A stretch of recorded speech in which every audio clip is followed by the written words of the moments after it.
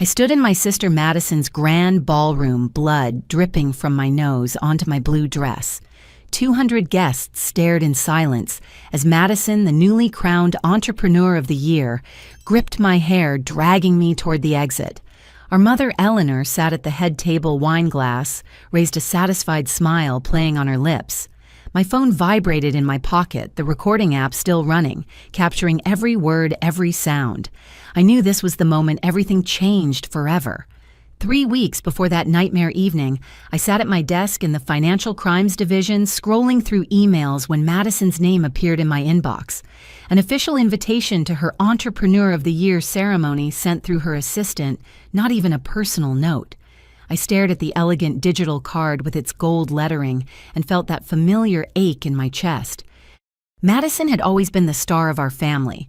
Growing up in our suburban home in Arlington, Virginia, she collected achievements like other kids collected baseball cards. Valedictorian at Washington High, captain of the debate team. Homecoming queen, full scholarship to Harvard for her MBA. Her photo still hung in our old high school's Hall of Fame, that perfect smile beaming down at current students. I took a different path. While Madison dazzled everyone with her charisma and ambition, I found comfort in numbers and patterns. At George Mason University, I discovered my talent for forensic accounting. There was something satisfying about following money trails, uncovering hidden transactions, finding the truth buried beneath layers of deception. My professors said I had an exceptional eye for detail, an intuition for spotting irregularities that others missed. But in the Montgomery family, my quiet success meant nothing. Eleanor, our mother, had made her preference clear since we were children. Sunday dinners were performances where Madison's latest accomplishments took center stage, while my work with the federal government was dismissed with a wave of Eleanor's manicured hand. Alberta works with numbers. She would tell her friends at the country club, her tone suggesting I counted pennies at a bank. The truth was far more interesting. As a senior forensic accountant with the FBI's white-collar crime division, I investigated multi-million-dollar fraud cases. My work had put corrupt executives behind bars, recovered stolen funds for defrauded investors, and protected countless victims from financial predators. But Eleanor only had eyes for Madison's glossy magazine covers and TED Talk appearances. I was about to delete the invitation when my boss special agent in charge, Robert Sullivan, appeared at my cubicle. His expression was grim, the kind of face he wore when a case was about to get complicated. "Alberta, we need to talk about Celestial Innovations," he said quietly. My blood ran cold. Celestial Innovations was Madison's company, the tech startup she had built into a $100 million empire in just 5 years. The media loved to feature stories about her innovative approach to sustainable technology and her inspiring journey as a female founder in Silicon Valley. What about it? I managed to ask, though I already knew this conversation would change everything. Robert closed my office door and sat down across from me. "We've received multiple whistleblower complaints, allegations of investor fraud, manipulated financial statements, phantom customers. The preliminary investigation suggests this goes deep Alberta. We're talking about potentially $50 million in fabricated revenue." The room spun slightly. I gripped the edge of my desk to steady myself. "You want me to investigate my own sister? I want to assign someone else, but you're the best we have. You know how these tech startups operate, and you have the skills to unravel complex financial schemes." He paused, studying my face. "If you're not comfortable, I'll understand. But Alberta, if these allegations are true, a lot of innocent people are going to lose everything." I thought about all those Sunday dinners, all those moments of being overlooked and dismissed. Part of me wanted to refuse to protect the family name despite everything, but I had taken an oath when I joined the Bureau. My duty was to the truth and to protecting victims, not to family loyalty. "I'll take the case," I heard myself say. Robert nodded, pulling out a thick file. "Everything we have so far is in here. Remember, this is strictly confidential. No one outside the investigation team can know, especially not your family." That night, I spread the documents across my dining room table. Financial statements, investor presentations, employee testimonies. The deeper I dug, the clearer the pattern became. Celestial Innovations was built on lies, customer contracts that led to shell companies' revenue projections based on deals that existed only on paper technology, patents that were slight modifications of existing innovations claimed as groundbreaking discoveries. My phone buzzed. Derek's name appeared on the screen. We'd been dating for 6 months, meeting at a financial crimes conference where he was covering the event as a business journalist. He was one of the few people who understood my work, who saw the importance of what I did. "Hey, you sound stressed," he said when I answered. "Bad day at the office." I wanted to tell him everything to share the burden of what I had discovered, but I couldn't. Just a complicated case. Family stuff is also weighing on me. Madison's big award ceremony is coming up. The one where your mom will spend the entire night comparing you to her. You don't have to go, Alberta. You don't owe them anything. His words were comforting, but he didn't understand the full picture. Now, I wasn't just Madison's overlooked sister. I was the federal agent assigned to investigate her empire of lies. And somehow I would have to face her at that ceremony, pretending everything was normal while knowing I held her future in my hands. As I stared at the evidence before me, my phone buzzed again. Another email from Madison's assistant reminding me to RSVP for the ceremony. I was about to ignore it when I noticed something strange. The subject line had been modified. Instead of just "Reminder RSVP for award ceremony," it now read "Reminder RSVP for award ceremony. Urgent." Why would Madison's assistant mark a simple reminder as urgent, unless it wasn't really from the assistant at all? I pulled up the email headers, a skill I'd learned during my digital forensics training. The sender's IP address didn't match Celestial Innovations' corporate network. Someone had spoofed the assistant's email address. But who would go to such trouble just to make sure I attended Madison's ceremony? The answer came as I cross-referenced the IP address with our case files. The email had been sent from Eleanor Montgomery's home computer. Our mother was personally ensuring I would be at that ceremony, and she was trying to hide her involvement. A chill ran down my spine as I realized the truth. This wasn't just about Madison's fraud. Eleanor was involved too, and my attendance at that ceremony was part of their plan. But what exactly were they planning? And more importantly, why did they specifically need me there? 2 days after discovering Eleanor's hidden involvement, my phone rang at 6 a.m. Madison's name flashed on the screen. I stared at it shocked. My sister hadn't called me directly in over 2 years. Our communication usually went through Eleanor or consisted of obligatory holiday text messages. Alberta. Her voice sounded different, strained, and oddly formal. "I hope I didn't wake you." I was getting ready for work. I lied, not mentioning I'd been awake all night reviewing financial documents that painted her company as an elaborate Ponzi scheme. "Listen about my awards ceremony next week. I really need you to be there. It's important for the family image, you understand. The press will notice if my only sister doesn't attend." There was something rehearsed about her words, as if she were reading from a script. Madison had always been calculating, but this felt different, desperate. "I already received the invitation," I said carefully. "I'm planning to come." "Good. That's good." A pause stretched between us. In the background, I heard what sounded like Eleanor's voice, though I couldn't make out the words. "Make sure you dress appropriately. This is a black tie event, Alberta. I can send you money for a proper dress if you need it." The insult was vintage Madison, suggesting I couldn't afford appropriate clothing on my federal salary. But there was no real venom in it, just hollow meanness, like she was going through the motions of our usual dynamic. "I can manage, thanks." "Alberta." She started to say something, then stopped. When she spoke again, her voice had dropped to barely above a whisper. "Just be careful, okay? Things aren't always what they seem." Before I could respond, the line went dead. I set the phone down, my investigator's instincts on high alert. Madison never told me to be careful. She never showed concern for my well-being.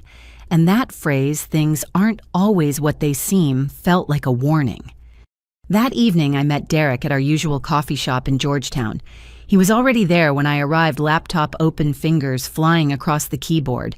His dark hair fell across his forehead as he concentrated on whatever story he was crafting. When he saw me, his face lit up with that crooked smile that had first caught my attention. "You look like you've seen a ghost," he said, closing his laptop and pulling out the chair beside him.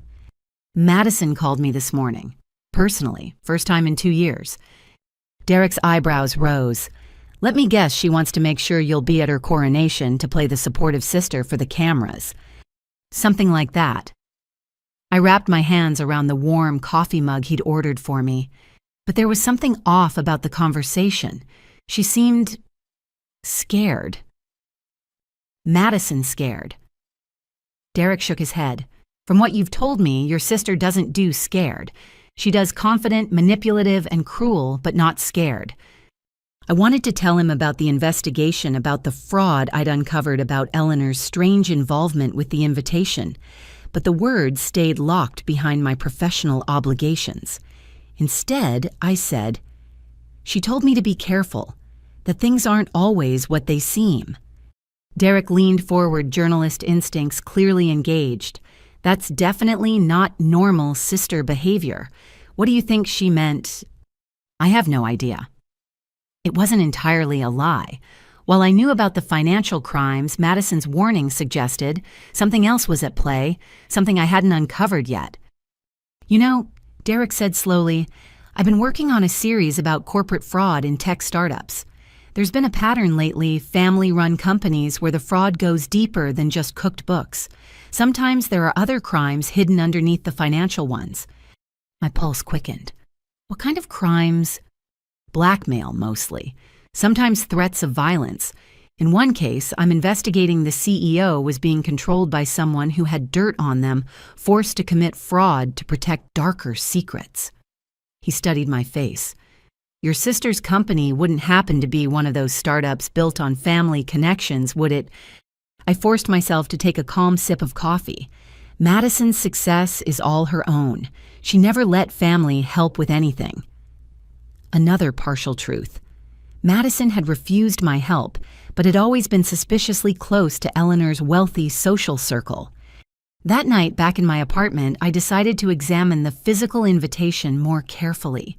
It had arrived by courier in an expensive envelope, the kind of thick cream-colored paper that whispered old money.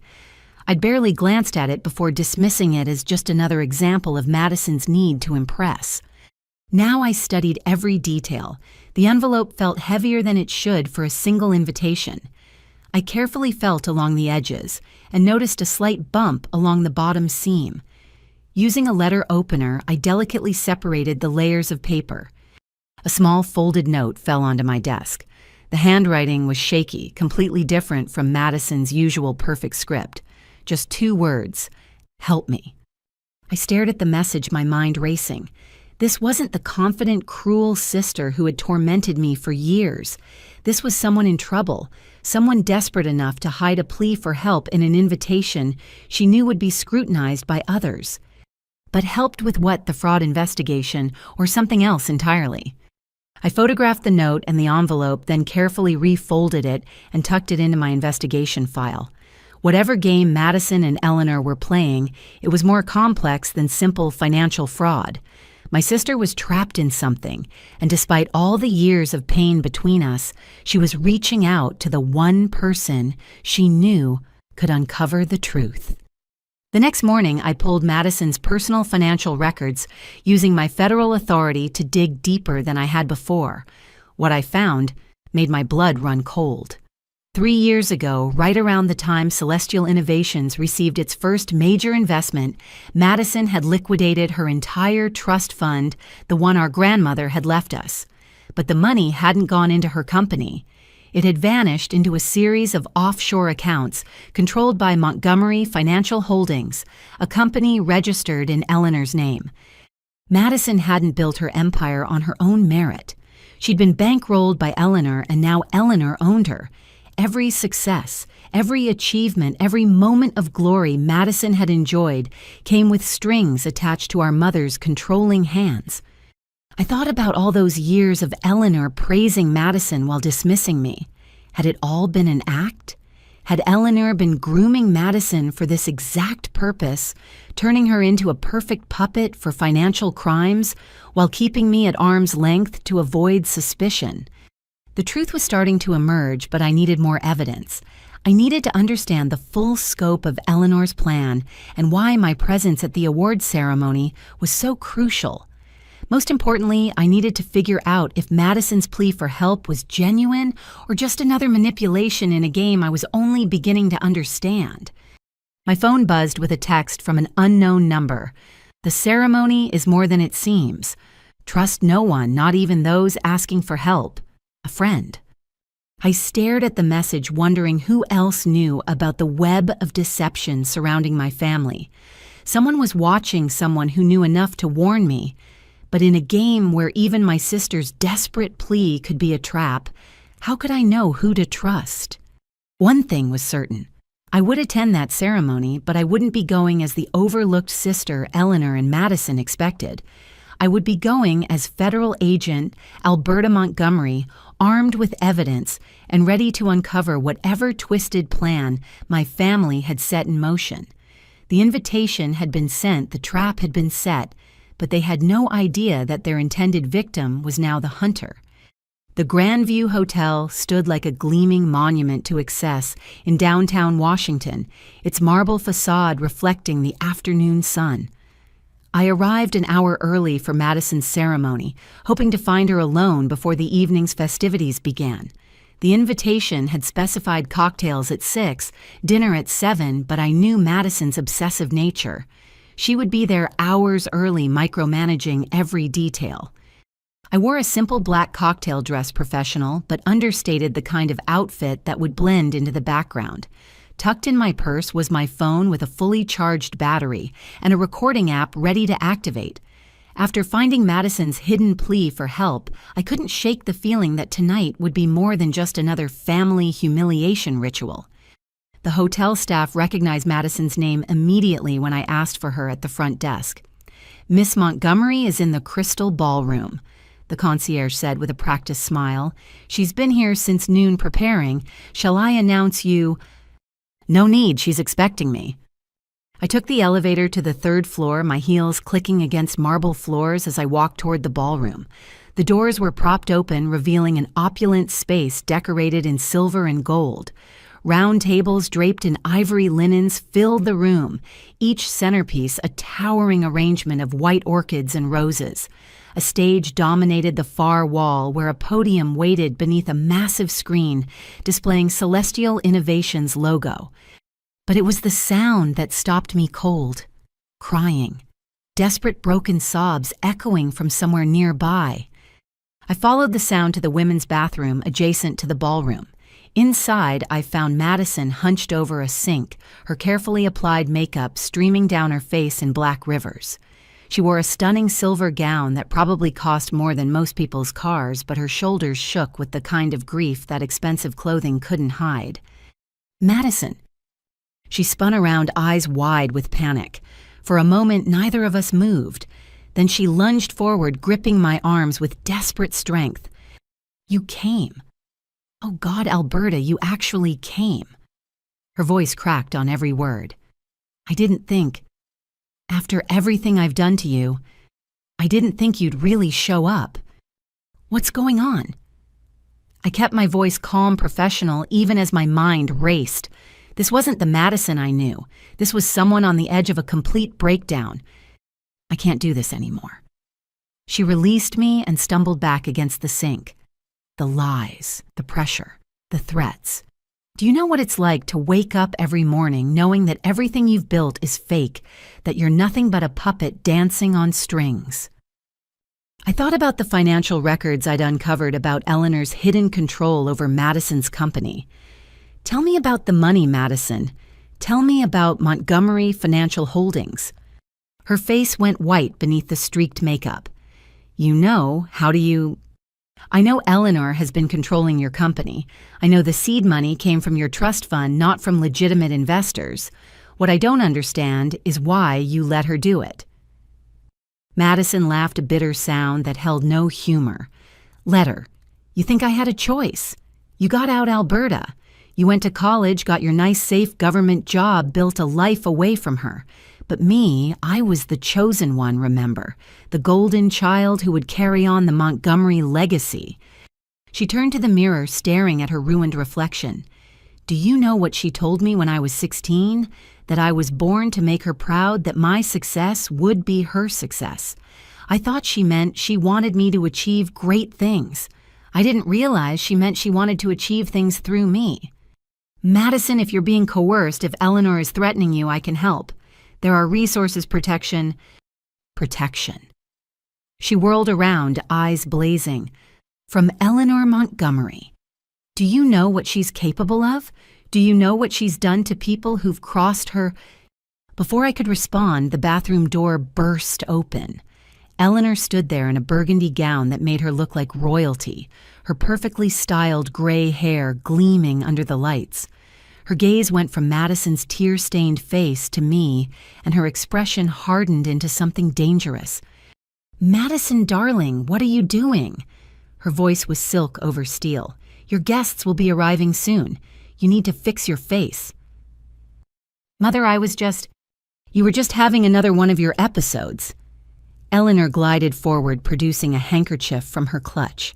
Honestly, Madison, on tonight of all nights, do you want people to think you're unstable, that you can't handle the pressure of success? She began roughly wiping at Madison's face, her movements more aggressive than maternal. Madison stood frozen like a child being scolded. I watched horrified by the dynamic playing out before me. And Alberta. Eleanor continued without looking at me. How thoughtful of you to arrive early. Though I do hope you brought something more appropriate to wear. This is a celebration of excellence, not a funeral. My outfit is fine, Mother. She finally turned to me, and the coldness in her eyes made me step back. Is it? Well, I suppose we can't all have Madison's sense of style. Speaking of which, Madison, tell your sister about the wonderful announcement you'll be making tonight. Madison's hands trembled as she reached for her clutch. Yes, the announcement. Go on. Eleanor prompted, her grip on Madison's arm tightening until my sister winced. I'm announcing a new addition to our executive team, Madison said mechanically. A new CFO position. Someone I trust completely to handle our financial operations. My blood ran cold. They couldn't be planning what I thought they were planning. Eleanor smiled, the expression never reaching her eyes. Yes, and we've already prepared the contracts. All perfectly legal and binding. The new CFO will have full signing authority, complete access to all accounts, and most importantly, full liability for any financial decisions made by the company. I won't do it, I said flatly. Whatever scheme you're running, I won't be part of it. Scheme. Eleanor's laugh tinkled like broken glass. My dear Alberta, this is a legitimate business opportunity. Madison is offering you a chance to finally be part of something successful. Isn't that what you've always wanted, to be recognized, to matter? She moved closer, invading my personal space. Or would you prefer to remain a nobody investigating other people's successes because you're too frightened to achieve your own? I'd prefer to stay honest, I shot back. Something that seems to be in short supply in this family. Eleanor's mask slipped for just a moment, revealing something vicious underneath. Honesty. How quaint. Tell me, Alberta, how honest have you been with us? Accepting our invitations, coming to our family gatherings, pretending to be the supportive sister, while secretly judging us, while investigating us, perhaps. The way she said that last part made my heart skip. Did she know about the federal investigation, or was she fishing? I don't know what you're talking about. Don't you? Eleanor circled me like a predator. Madison, tell your sister about the interesting phone call I received yesterday from a friend at the Justice Department. Madison's eyes widened in genuine surprise. Mother, what call? Eleanor ignored her. It seems someone has been asking questions about celestial innovations, poking around in places they shouldn't, making certain people very nervous. If Madison's company is legitimate, then there's nothing to worry about, I said evenly. Oh, but there's always something to worry about, isn't there? Especially when family members can't be trusted to protect each other. She stopped directly in front of me. Tonight's announcement will solve so many problems. A new CFO taking responsibility for all financial matters past and present. Someone whose signature appears on all the relevant documents. Someone who sadly has been embezzling funds for personal gain. You're insane if you think I'll sign anything. Are we? Eleanor smiled again. Madison, show your sister who's already on the guest list for tonight.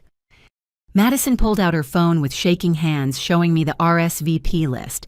My stomach dropped as I recognized several names: federal judges, state prosecutors, the deputy director of the FBI, people who could destroy my career with a single word. They're all so excited to meet our new CFO, Eleanor purred. To shake hands with the woman whose name appears on so many interesting financial documents. Documents that were filed months ago, all properly dated and notarized. It's amazing what money can buy, isn't it? She meant forged documents, papers that would show I'd been involved with celestial innovations from the beginning. My signature on fraud-riddled financial statements, my authorization on illegal transfers. A perfectly crafted frame that would destroy my credibility as a federal investigator. Security, Eleanor called out suddenly. 2 large men in suits appeared in the doorway. Please escort Ms. Montgomery to table 23, the one in the back corner. She seems to be feeling overwhelmed and needs a quiet place to sit. Don't touch me, I warned as they approached. Now, Eleanor tisked. Let's not make a scene. You are going to walk calmly to your table and wait for the ceremony to begin. And when Madison makes her announcement, you're going to smile and accept graciously. Because if you don't... She leaned in close. Her whisper meant only for me. Well, let's just say that your little boyfriend Derek might find his journalism career taking an unfortunate turn. It would be such a shame if those photos from his college days surfaced.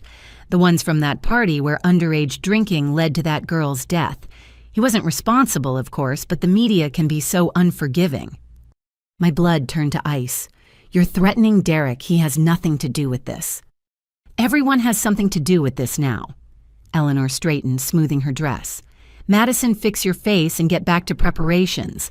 Alberta, be a good girl and go to your table. The show starts in 90 minutes. The security guards flanked me, their presence making it clear I had no choice. As they escorted me from the bathroom, I caught one last glimpse of Madison in the mirror. She was mouthing something, just 2 words repeated over and over. I'm sorry. But I couldn't worry about Madison's guilt or Eleanor's threats right now. I had 90 minutes to figure out how to stop this trap from closing. 90 minutes to save not just my career, but potentially my freedom. And somewhere in this elegantly decorated ballroom was the key to turning Eleanor's plan against her. As the guards deposited me at table 23, I noticed something Eleanor hadn't counted on. My table gave me a perfect view of the audio-visual booth, where technicians were setting up the presentation equipment. If I could somehow get to that booth, I might be able to disrupt the ceremony to prevent Madison from making her announcement. But first, I needed to activate my insurance policy. I pulled out my phone, pretending to check messages while actually opening my recording app. Whatever happened tonight, I would have evidence. Eleanor Montgomery thought she had me trapped, but she'd forgotten one crucial detail. She'd trained me to be overlooked, to be invisible. And invisible people could slip through cracks that others couldn't see. The ceremony hadn't started yet, but the real performance was about to begin. The crystal ballroom filled quickly as Washington's business elite arrived in waves. I sat at my exile table watching familiar faces from newspaper headlines and television interviews stream through the doors. Tech executives, venture capitalists, political figures all here to celebrate Madison's coronation as Entrepreneur of the Year. From my corner, I had a clear view of the head table where Eleanor held court greeting each guest with practiced charm. Madison stood beside her, the picture of composed success in her silver gown, all traces of her bathroom breakdown erased. Only I could see the slight tremor in her hands, the way her smile never quite reached her eyes. Ladies and gentlemen, A voice boomed over the speaker system. "Please take your seats. Tonight's ceremony will begin shortly." I watched the audiovisual booth calculating distances and obstacles. 2 security guards remained posted near my table, their eyes never leaving me. Eleanor had planned this perfectly, even down to my seating assignment that kept me visible, but isolated. The lights dimmed as the ceremony began. A man I recognized as Thomas Hartwell, CEO of one of the country's largest venture capital firms and Madison's primary investor, took the stage. "Good evening, everyone. Tonight we celebrate not just success, but transformation. Madison Montgomery hasn't just built a company. She's revolutionized how we think about sustainable technology." His words rang hollow as I recalled the fraudulent patents in the FBI files, but the audience ate it up, applauding enthusiastically. "Of course," Hartwell continued, "no entrepreneur succeeds alone. Madison has been fortunate to have the guidance of her brilliant mother, Eleanor, and the financial expertise of her sister, Alberta." My stomach clenched. The trap was beginning. "Alberta Montgomery," he said, gesturing toward my corner, "who has been instrumental in Celestial Innovations' financial strategy from day one." Heads turned to look at me. I kept my expression neutral even as my mind raced. They were establishing a narrative, creating witnesses who would later swear they heard about my involvement with the company. The next speaker was Patricia Chen, a prominent tech journalist whose blog reached millions. "Madison once told me that her sister Alberta was her secret weapon. She handles all the complex financial structures," Madison said. "I couldn't have built this without her." This was worse than I'd imagined. They weren't just planning to announce my new position, they were rewriting history, inserting me into Celestial Innovations' story from the beginning. Each speaker added another layer to the fabrication, and the audience had no reason to doubt what they were hearing. I pulled out my phone, pretending to respond to messages while actually typing a rapid text to Robert Sullivan. "Emergency at Grandview Hotel. They're setting me up as CFO of Celestial. Multiple witnesses present, including Deputy Director Watson. Need backup." The response came quickly. "Stay put, record everything, team mobilizing." Another speaker took the stage, this one, a congresswoman who served on the technology subcommittee. "Innovation requires not just vision, but trust. Madison Montgomery has built her success on family values, bringing her sister Alberta into the fold to ensure financial transparency and integrity." Financial transparency. The irony nearly made me laugh, but something else caught my attention. At the head table, Madison was growing increasingly agitated. She kept glancing at her phone, then at Eleanor, her face cycling through emotions I couldn't quite read. Then Eleanor stood moving to the podium with the grace of a queen approaching her throne. The room fell silent. "My dear friends," she began, "tonight is a celebration of what a mother dreams for her children. Success, recognition, legacy. Both of my daughters have exceeded my wildest hopes." She turned to look directly at me, and the malice in her smile made my blood run cold. "Alberta, my youngest, tried to hide her light under a bushel for so long, working her little government job, pretending she didn't want more. But a mother knows her children's true desires. That's why I was so thrilled when she finally agreed to join Madison's venture." "That's a lie," I said loudly enough for nearby tables to hear. Eleanor's smile never wavered. "Oh, Alberta, always so modest. Ladies and gentlemen, my daughter has been secretly managing Celestial Innovations books for the past 3 years. Every financial filing, every investor report, all bearing her careful touch. She insisted on staying in the shadows, but tonight Madison wants to finally give her the recognition she deserves." My phone buzzed. "Derek, are you okay? Just saw something strange. 3 FBI vehicles parked outside the hotel, but no one's coming in." Before I could respond, Madison rose from her seat. She moved toward the podium like someone walking to their execution. Eleanor whispered something in her ear as they passed, and Madison flinched as if struck. "Thank you all for being here." Madison began, her voice barely audible even with the microphone. Success is never achieved alone. Tonight I want to acknowledge someone whose contribution to celestial innovations has been invaluable. She looked at me then, and I saw something shift in her expression. The fear was still there, but underneath it, something else flickered. Defiance, maybe, or desperation. My sister Alberta has indeed been instrumental in my company's growth. She continued, her voice growing stronger. Her expertise in financial matters is unmatched. That's why I'm honored to announce that she's accepting the position of Chief Financial Officer, effective immediately. The room erupted in applause. I stood shaking my head, but the security guards pressed closer, their message clear. Make a scene, and they would make it worse. I need to clarify something, I called out, pitching my voice to Carrie. I have never worked for Celestial Innovations. I'm a federal... She's so humble, Eleanor interrupted smoothly, her voice amplified by a second microphone. Alberta has always preferred to work behind the scenes, but we have all the documentation right here. She gestured to an assistant who wheeled out a cart stacked with folders. 3 years of employment records, tax filings, board meeting minutes, all properly documented and filed with the appropriate agencies. Forged. Every single document had to be forged. But to the audience, it looked like overwhelming evidence of my involvement. In fact, Eleanor continued, Alberta has been so dedicated that she's personally guaranteed several of our international contracts. Her signature appears on every major financial decision we've made. This was beyond just making me CFO. They were creating a paper trail that would make me personally liable for every fraudulent deal, every fake contract, every dollar of phantom revenue. I won't sign anything, I stated firmly. Eleanor's laugh tinkled through the ballroom. Oh, my dear, you already have. Months ago. You've just been so busy with your important government work that you must have forgotten. She pulled out a document, holding it up for the room to see. Even from my distance, I could see what purported to be my signature at the bottom. This is fraud, I said. Document forgery is a federal crime. Is it forgery when we have security footage of you visiting our offices, when we have email records of your correspondence, when dozens of employees can testify to your involvement? Eleanor's voice hardened.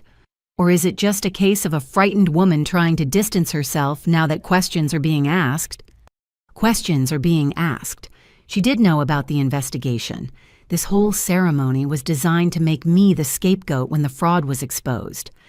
Madison suddenly gripped the podium, her knuckles white. I need to say something else. Madison, Eleanor warned. But Madison wasn't looking at her mother. She was looking at me, and her next words came out in a rush. Alberta has been investigating financial irregularities. She came to me with concerns about our accounting practices. As CEO, I take full responsibility for any issues she may have uncovered. The board should know that she's been trying to fix problems, not create them. The room went silent. Eleanor's face flushed with rage. This wasn't part of the script. But before anyone could respond, Madison swayed on her feet. I don't feel... She collapsed. The ballroom erupted in chaos. Guests rushed toward the stage. Someone called for a doctor. In the confusion, I saw my chance. The security guards had moved to help with crowd control, leaving my path to the audio-visual booth clear. I moved quickly but calmly, just another concerned guest trying to get a better view. But instead of joining the crowd around Madison, I slipped into the booth where a technician was frantically trying to maintain the video feed. FBI, I said quietly, showing him my badge. I need you to upload a file to the presentation system, now. His eyes widened, but he nodded.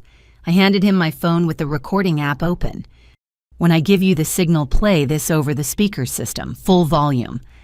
Back on stage, Madison was sitting up, insisting she was fine, just overwhelmed. Eleanor knelt beside her, and I could see her lips moving in what looked like threats rather than comfort. I stepped out of the booth and moved toward the stage, my federal badge now visible. Ladies and gentlemen, I'm Special Agent Alberta Montgomery with the FBI's Financial Crimes Division. I need everyone to remain calm and stay in your seats. Eleanor shot to her feet. This is ridiculous. Security. but I was already at the podium, my voice carrying through the microphone. For the past month, I've been investigating celestial innovations for investment fraud.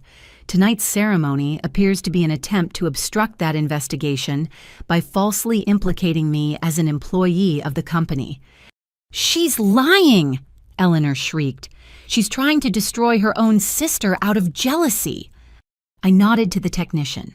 A moment later, Eleanor's voice filled the ballroom crystal clear from the recording I'd made in the bathroom. A new CFO taking responsibility for all financial matters past and present. Someone whose signature appears on all the relevant documents.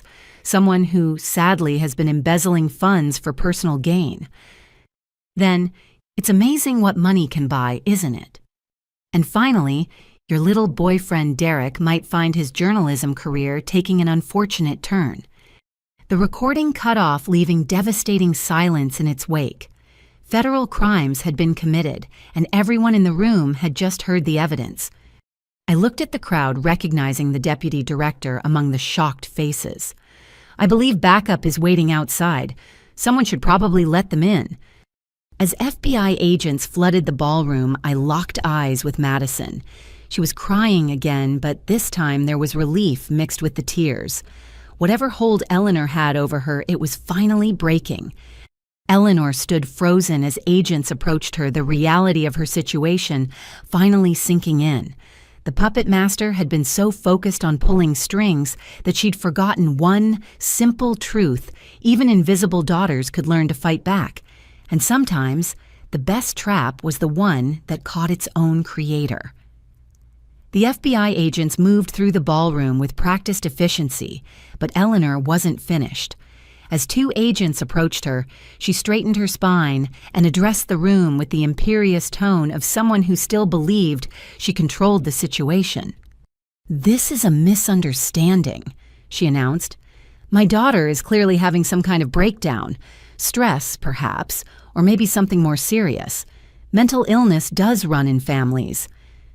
The implication hung in the air like poison. Several guests shifted uncomfortably, and I could see the calculation in Eleanor's eyes. If she could paint me as unstable, she might still salvage this.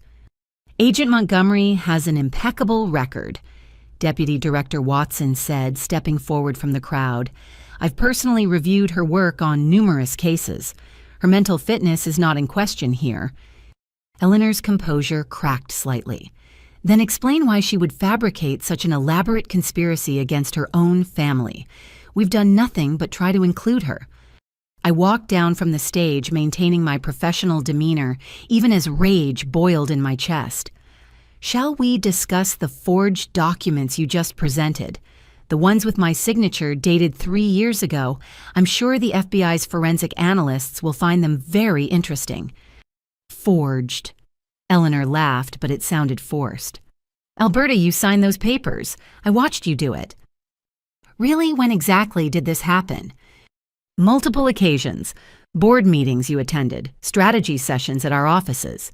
She turned to the crowd. "We have witnesses, employees who saw her there."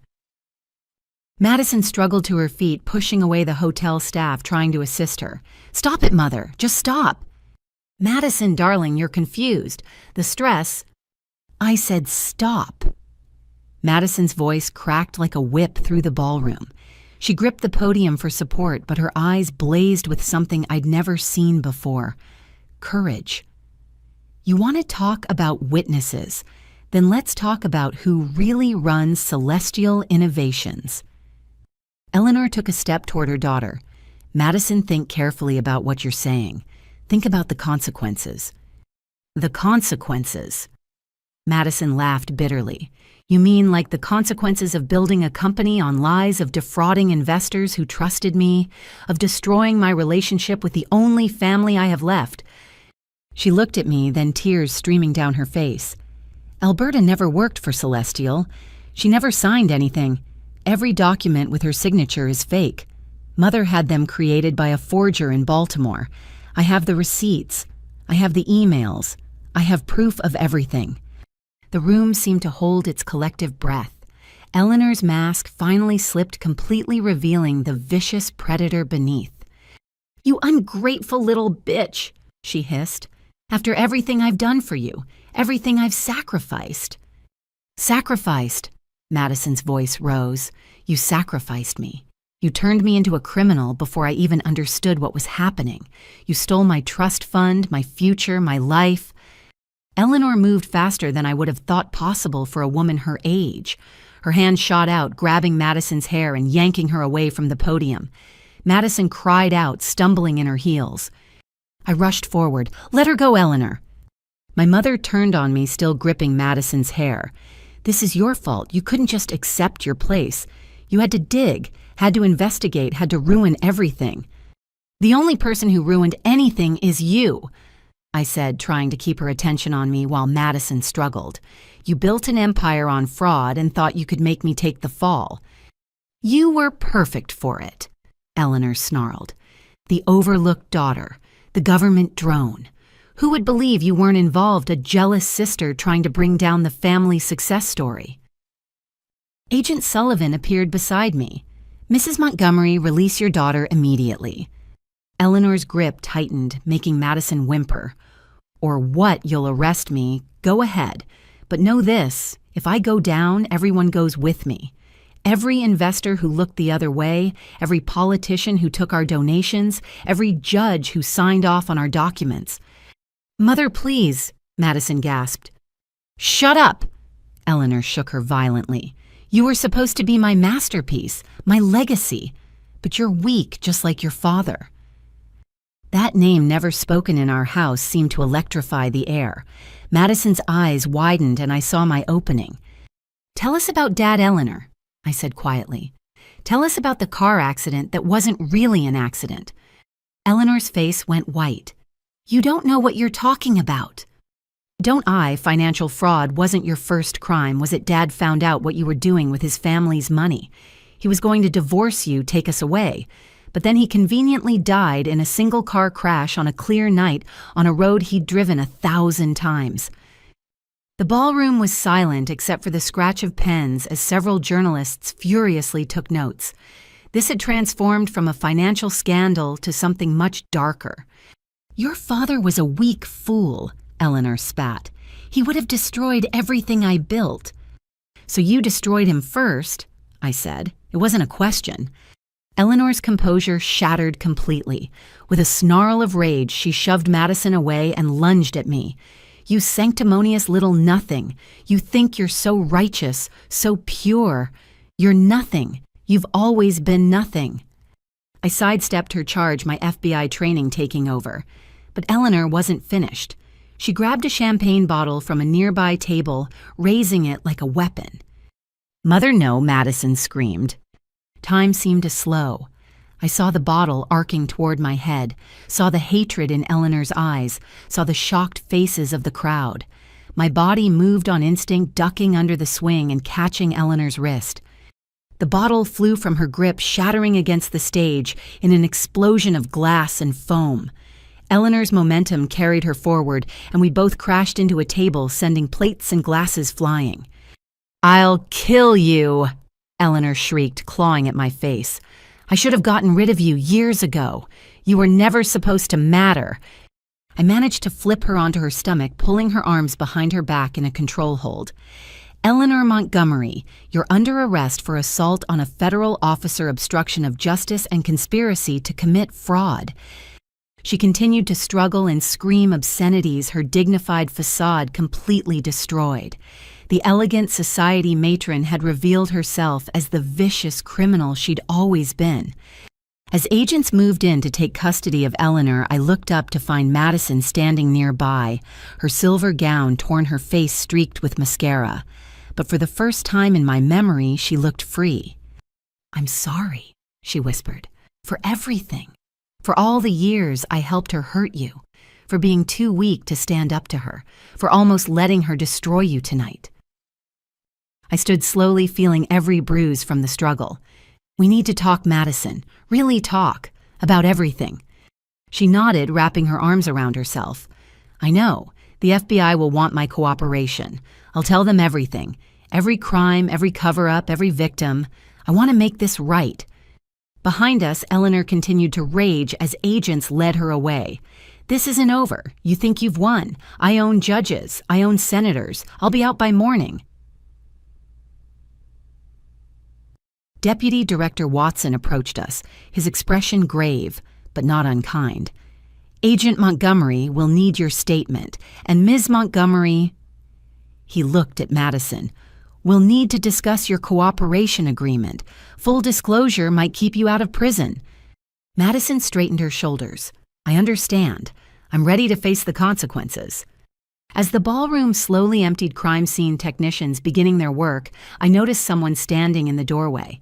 Derek, his press credentials visible, his camera capturing everything. Our eyes met across the chaos, and he gave me a small nod of encouragement. "Your boyfriend?" Madison asked, following my gaze. "Yeah." "Eleanor threatened him, didn't she, to control you?" I nodded. "She threatened everyone I cared about."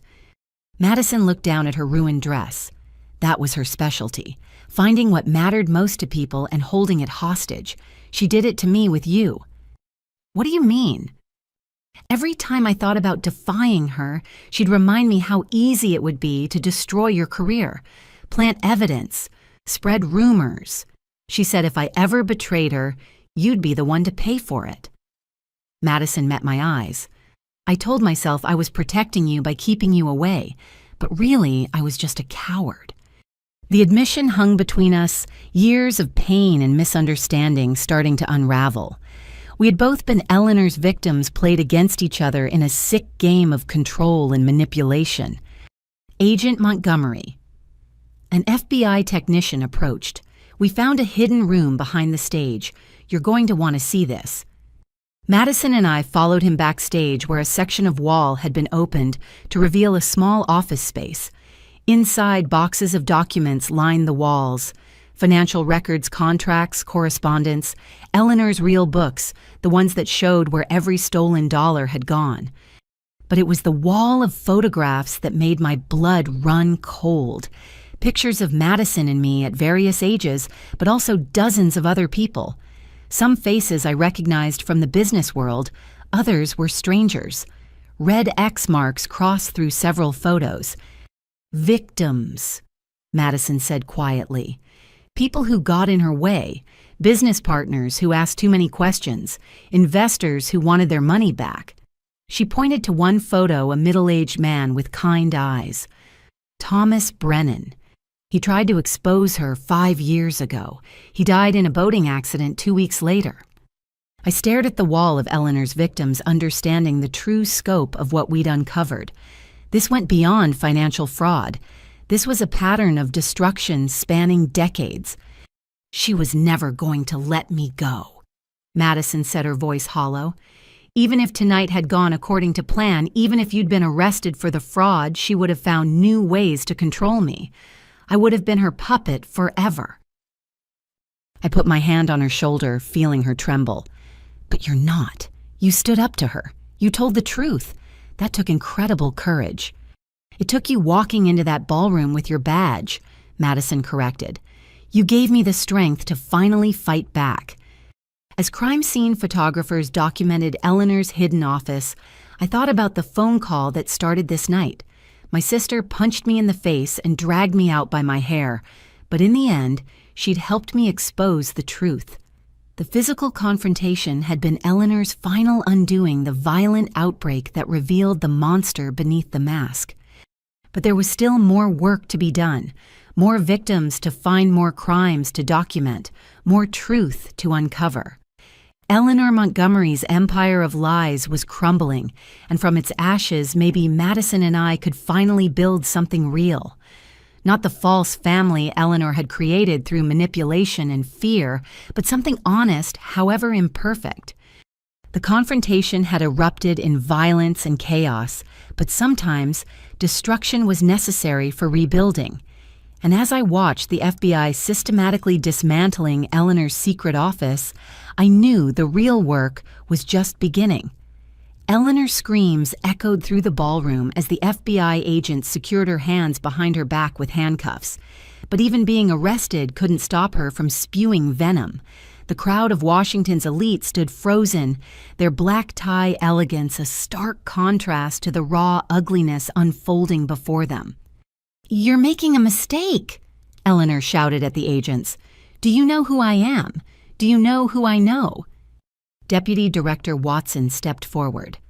"Mrs. Montgomery, I'd advise you to remain silent." "Silent." Eleanor laughed a harsh sound that made several people step back. "I've been silent while building an empire that props up half this room. Senator Morrison, tell them about the campaign contributions." A distinguished man in the crowd paled and quickly looked away. "And you, Judge Hartman." Eleanor continued, her voice rising. "Remember that vacation home in the Hamptons, the one your wife doesn't know about?" The judge hurried toward the exit, his young companion trailing behind. Madison grabbed my arm. "She's going to expose everyone." "Let her," I said quietly. "Every threat she makes is another charge. Every person she implicates is another lead to investigate." But Eleanor wasn't finished. As the agents tried to guide her toward the exit, she twisted in their grip, her sophisticated updo now hanging in disarray. "You want to know about public humiliation, Alberta? Let me tell you what humiliation really is." She focused her wild eyes on me. "It's watching your worthless daughter coast through life on a government salary, while your brilliant one builds an empire. It's knowing that no matter how much you achieve, you're still married to a weak man who'd rather die than fight for what's his." "Eleanor, stop," one of her society friends pleaded from the crowd. "Stop? Why should I stop? They've already destroyed me." Eleanor's voice dripped with poison. "But I'll take every last one of you down with me. Every dirty deal, every bribe, every affair, every secret you thought was buried." Madison stepped forward. "Mother, please, just go with them quietly. Don't make this worse." Eleanor's head snapped toward her elder daughter. "Worse, you ungrateful brat. I made you everything you are. Without me, you'd be nothing but another pretty face with a useless degree." "Without you, I'd be free," Madison shot back. "Free?" Eleanor's laugh was unhinged. "You were never meant to be free. You were meant to be my legacy, my weapon.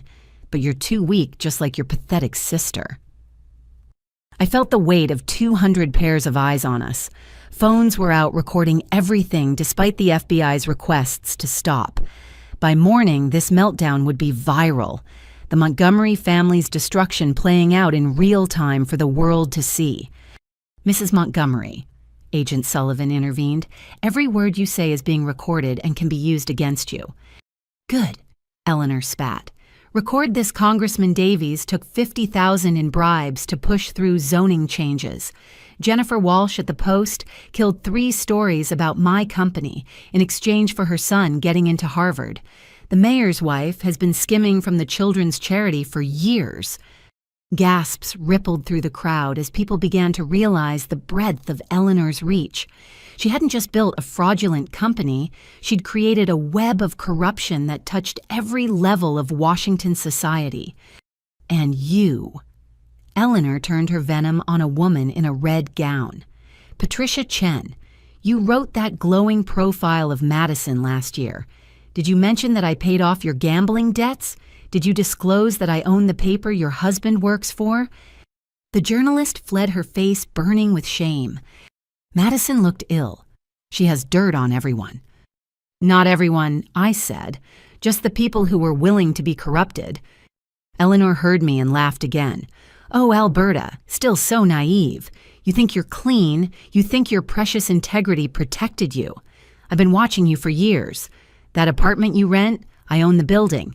That coffee shop where you meet your boyfriend, I have recordings of every conversation." My blood ran cold, but I kept my face neutral. Eleanor was spiraling, throwing out threats and revelations without strategy. Some might be true, others desperate lies. The FBI would sort through it all. "Is that supposed to frighten me?" I asked calmly. "You monitored your own daughter like a criminal. That says more about you than me." "I protected my interests," Eleanor snarled. "Something you never understood. You were always too pure, too righteous. Just like your father. He thought he could expose me, too. Look how that ended." The admission hung in the air. Eleanor had just confessed to murder in front of 200 witnesses and a room full of federal agents. Madison made a sound like a wounded animal. "You killed him. You actually killed Dad. He was going to destroy everything." Eleanor said, her voice suddenly calm, almost reasonable. "The business, our reputation, our future. He found some irregularities in the books and suddenly developed a conscience. After 10 years of benefiting from my work, he decided to play hero." She looked at me with pure hatred. "He was going to take you both and disappear. Said he'd rather be poor and honest than rich and compromised. Fool. As if honesty ever fed a family or built a legacy. So you had him murdered," I said, my voice steady despite the rage building inside me. "I protected my children's future," Eleanor corrected. "Madison needed the opportunities I could provide. Even you benefited Alberta. That college education paid for with money your father would have squandered on his stupid principles." The crowd was utterly silent now, witnessing something far beyond a business scandal. This was a family's darkest secrets being dragged into the light. "Take her," Deputy Director Watson ordered. But as the agents moved to escort Eleanor out, she played one final card. With surprising strength, she broke free from their grip and lunged not at me, but at Madison. "This is your fault," she screamed, her hands finding Madison's hair. "If you'd just played your part, none of this would have happened." Madison cried out as Eleanor dragged her toward the exit, using her own daughter as a human shield. The agents hesitated, not wanting to risk injuring Madison. "Mother, stop," Madison sobbed. "Please." "You were supposed to be perfect," Eleanor ranted as she pulled Madison along. "My greatest creation. But you're flawed, weak, pathetic. Just like your sister. Just like your father." I moved without thinking, placing myself between Eleanor and the door. "Let her go." "Move or I'll snap her neck." Eleanor threatened, her arm now around Madison's throat. "You won't," I said with certainty, "because Madison is the only thing you ever really loved, even if you don't know how to show it properly." Eleanor's grip loosened slightly. "Love I don't love. Love is weakness. I invested, I built, I controlled." "Then why are you so angry that she betrayed you?" I pressed. "If she was just an investment, you'd write her off and move on. But you can't, can you? Because somewhere under all that poison, you actually care." "Shut up," Eleanor's voice cracked. "You don't know anything." "I know you're scared," I continued, stepping closer. "For the first time in your life, you're completely out of control. No money to buy your way out. No secrets to leverage. No one left to manipulate. Just you and the truth."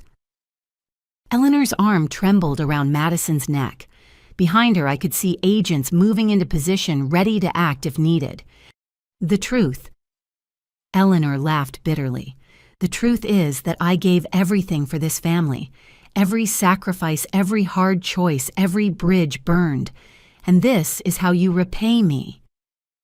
"You gave nothing," Madison said hoarsely. You took our father. You took our choices. You took our lives and shaped them to serve your ambition." "I made you strong." "You made us afraid," I corrected.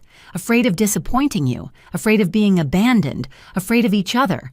That's not strength, Eleanor. That's abuse." The words seemed to break something in Eleanor. Her grip on Madison loosened, and in that moment the agents acted.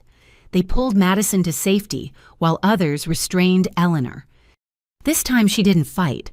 The fight had gone out of her, leaving only a hollow-eyed woman in a ruined designer gown. As they led her away, Eleanor looked back one last time.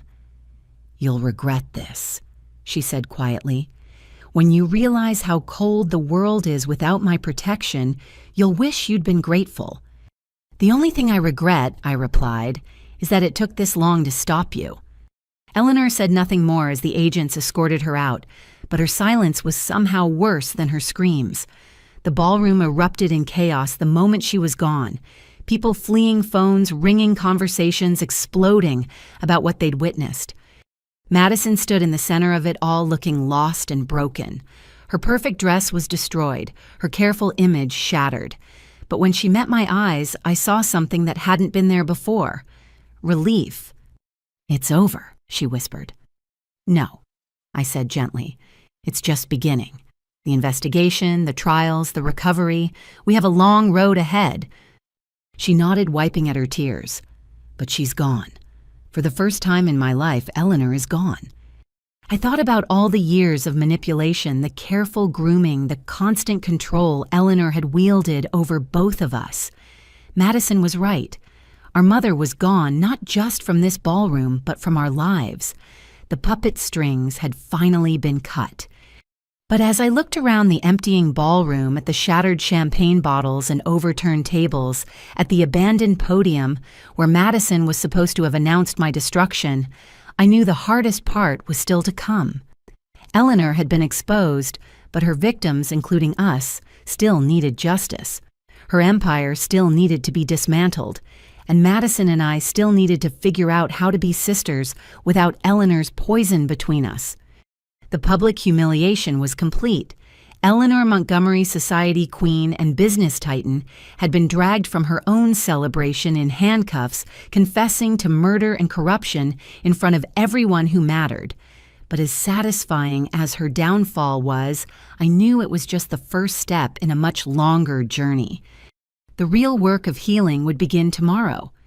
The loading dock behind the Grandview Hotel was a chaos of flashing lights, FBI vehicles, local police cruisers and ambulances, creating a disco of red and blue against the concrete walls.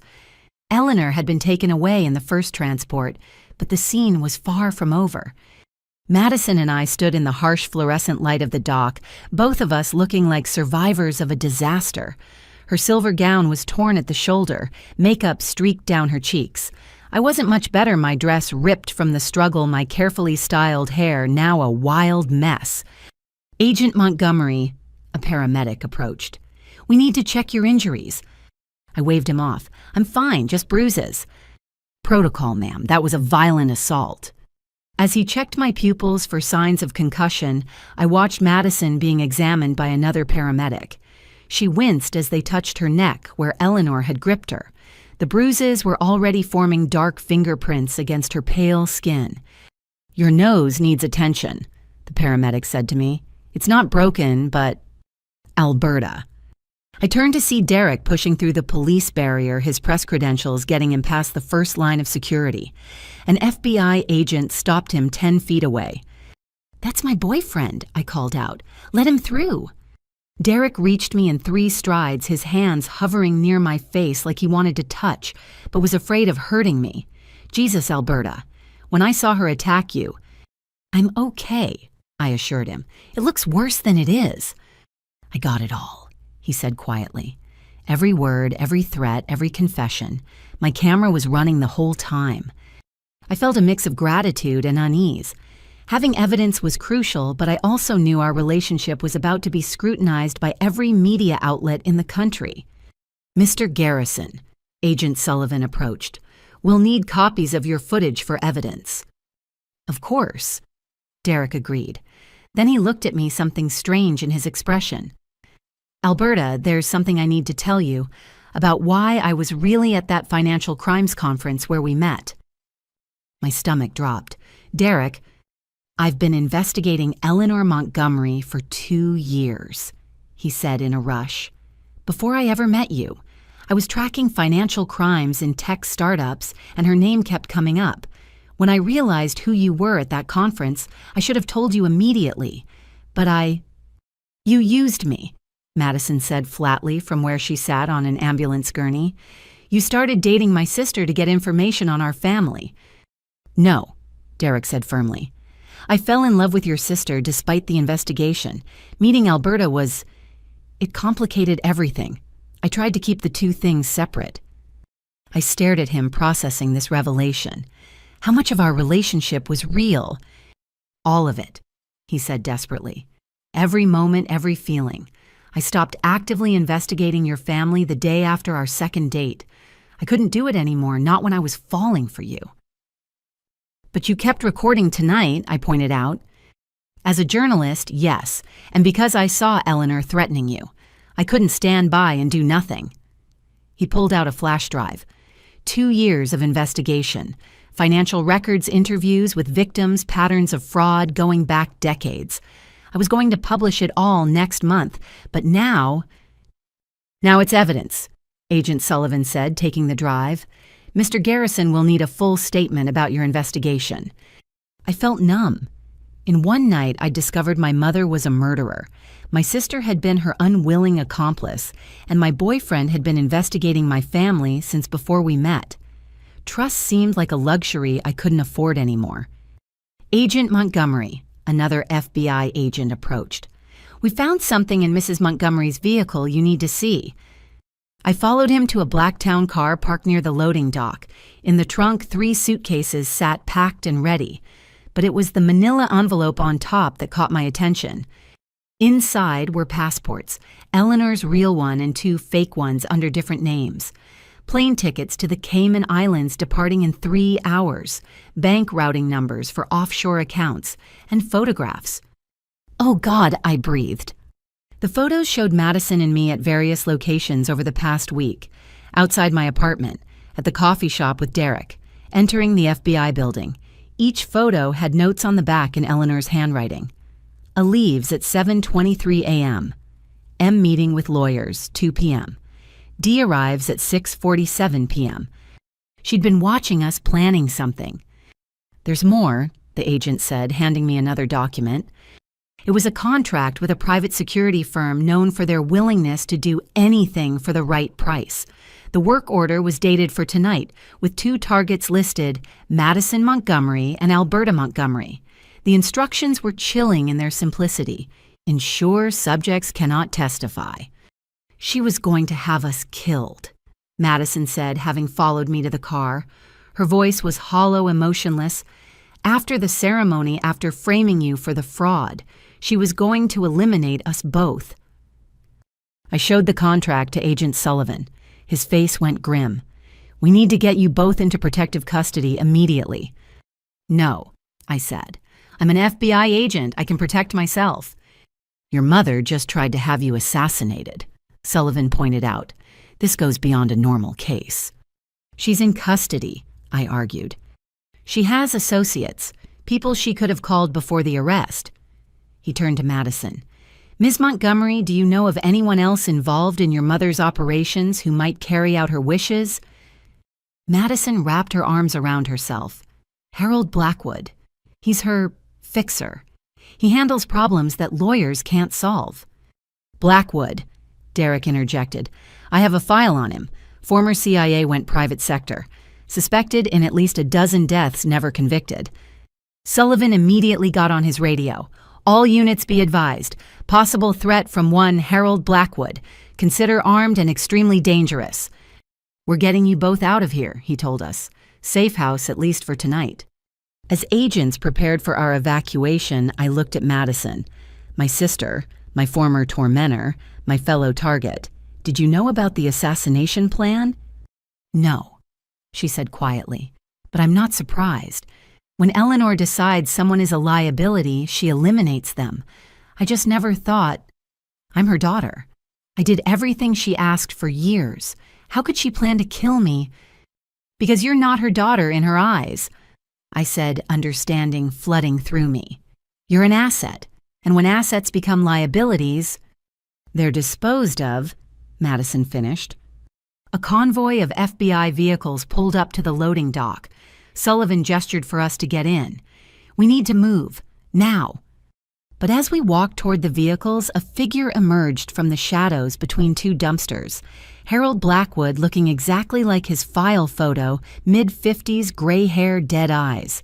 He held a gun with professional calm. "Nobody moves," he said quietly. "Mrs. Montgomery wants this handled quietly." "Drop your weapon." Multiple FBI agents drew their guns. Blackwood didn't flinch. 2 bullets, 2 targets. I'll complete my contract before you drop me." My mind raced. Madison stood frozen beside me. Derek was too far away to help. But then I remembered something Eleanor had said in her rant, "I own the building where Alberta lived." I had recordings of every conversation. "Blackwood," I called out.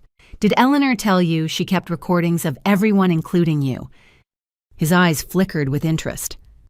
"She's been recording all her associates for years. Insurance policy, every meeting, every phone call, every contract killing discussed." I took a careful step forward. "When this goes to trial, those recordings become evidence. Your voice planning murders, discussing payments, revealing client names." "You're lying," he said, but uncertainty crept into his tone. "Am I? You know how Eleanor operates. Would she really trust anyone completely? Would she work with someone like you without protecting herself?" Madison caught on to my strategy. "She showed me some of them. The Brennan hit 5 years ago. She has your whole conversation about making it look like an accident." Blackwood's gun wavered slightly. "That's impossible. I swept for bugs." "Not in her jewelry," I said. "Her brooch, her watch, her rings. All recording devices. She told me tonight she's been watching everyone for years." The standoff stretched taut. Dozens of guns pointed at one man who could still complete his mission before dying. But I could see him calculating, weighing Eleanor's betrayal against his contract. "She's in custody," I pressed. "She'll trade those recordings for a deal. You know she will. She'll burn everyone to save herself." "Just like she burned my father," Madison added bitterly. Blackwood studied us for a long moment. Then he did something that surprised everyone. He laughed. "20 years I've worked for that woman," he said. 20 years of cleaning up her messes. And you know what I always knew this day would come? The day Eleanor Montgomery's empire would eat itself." He slowly lowered his gun, placing it on the ground. "I'm too old for prison, but I'm also too old to die for someone who was planning to sell me out." FBI agents swarmed him, securing the weapon and taking him into custody. As they led him away, he called back, "Check her home safe, behind the Monet reproduction. That's where she keeps the master recordings." Sullivan immediately dispatched a team to Eleanor's mansion. Then he turned to us. "That was incredibly dangerous, Agent Montgomery." "But effective," I replied, trying to keep my voice steady despite the adrenaline crash. "Into the vehicles, now, no more delays." As we finally loaded into the SUVs, Madison beside me and Derek in the vehicle behind, I realized our escape from the hotel was more than physical. We'd escaped Eleanor's final trap, her last attempt to control us from beyond her arrest. But Blackwood's surrender had revealed something crucial. Eleanor had been recording everyone, keeping evidence of crimes far beyond financial fraud. Her empire wasn't just built on money, it was built on blackmail, murder, and mutually assured destruction. "Where are we going?" Madison asked as the convoy pulled away from the hotel. "Somewhere safe," Sullivan answered. "Where you can help us unravel your mother's network without worrying about assassination attempts." I looked back at the Grandview Hotel, its elegant facade hiding the ugly scene we'd left behind. In one night, I'd gone from overlooked daughter to federal witness to assassination target. Madison had gone from golden child to co-conspirator to fellow victim. And Derek, I still didn't know what Derek was to me anymore. But we were alive. We were free from Eleanor's immediate reach, and we had work to do. The emergency exit had been more dramatic than anyone could have imagined, but we'd made it out. Now came the harder part, staying alive long enough to see justice done. The FBI safe house sat in a quiet suburb of Alexandria, a nondescript 2-story home that looked like every other house on the tree-lined street. Inside, it was all business-reinforced windows, security cameras, and agents stationed at every entrance. I sat at the kitchen table holding an ice pack against my bruised cheek while Madison huddled on the couch in the living room, wrapped in an FBI windbreaker over her ruined gown. Derek was in a separate room giving a statement about his 2-year investigation. Agent Montgomery. Sullivan approached with a laptop. "We've accessed the recordings from your mother's safe. You need to see this." The screen showed a file directory with hundreds of audio and video files, each labeled with names and dates. I recognized many of them: politicians, judges, business leaders, Eleanor's personal surveillance network. "This is I trailed off, overwhelmed by the scope. 23 years of recordings.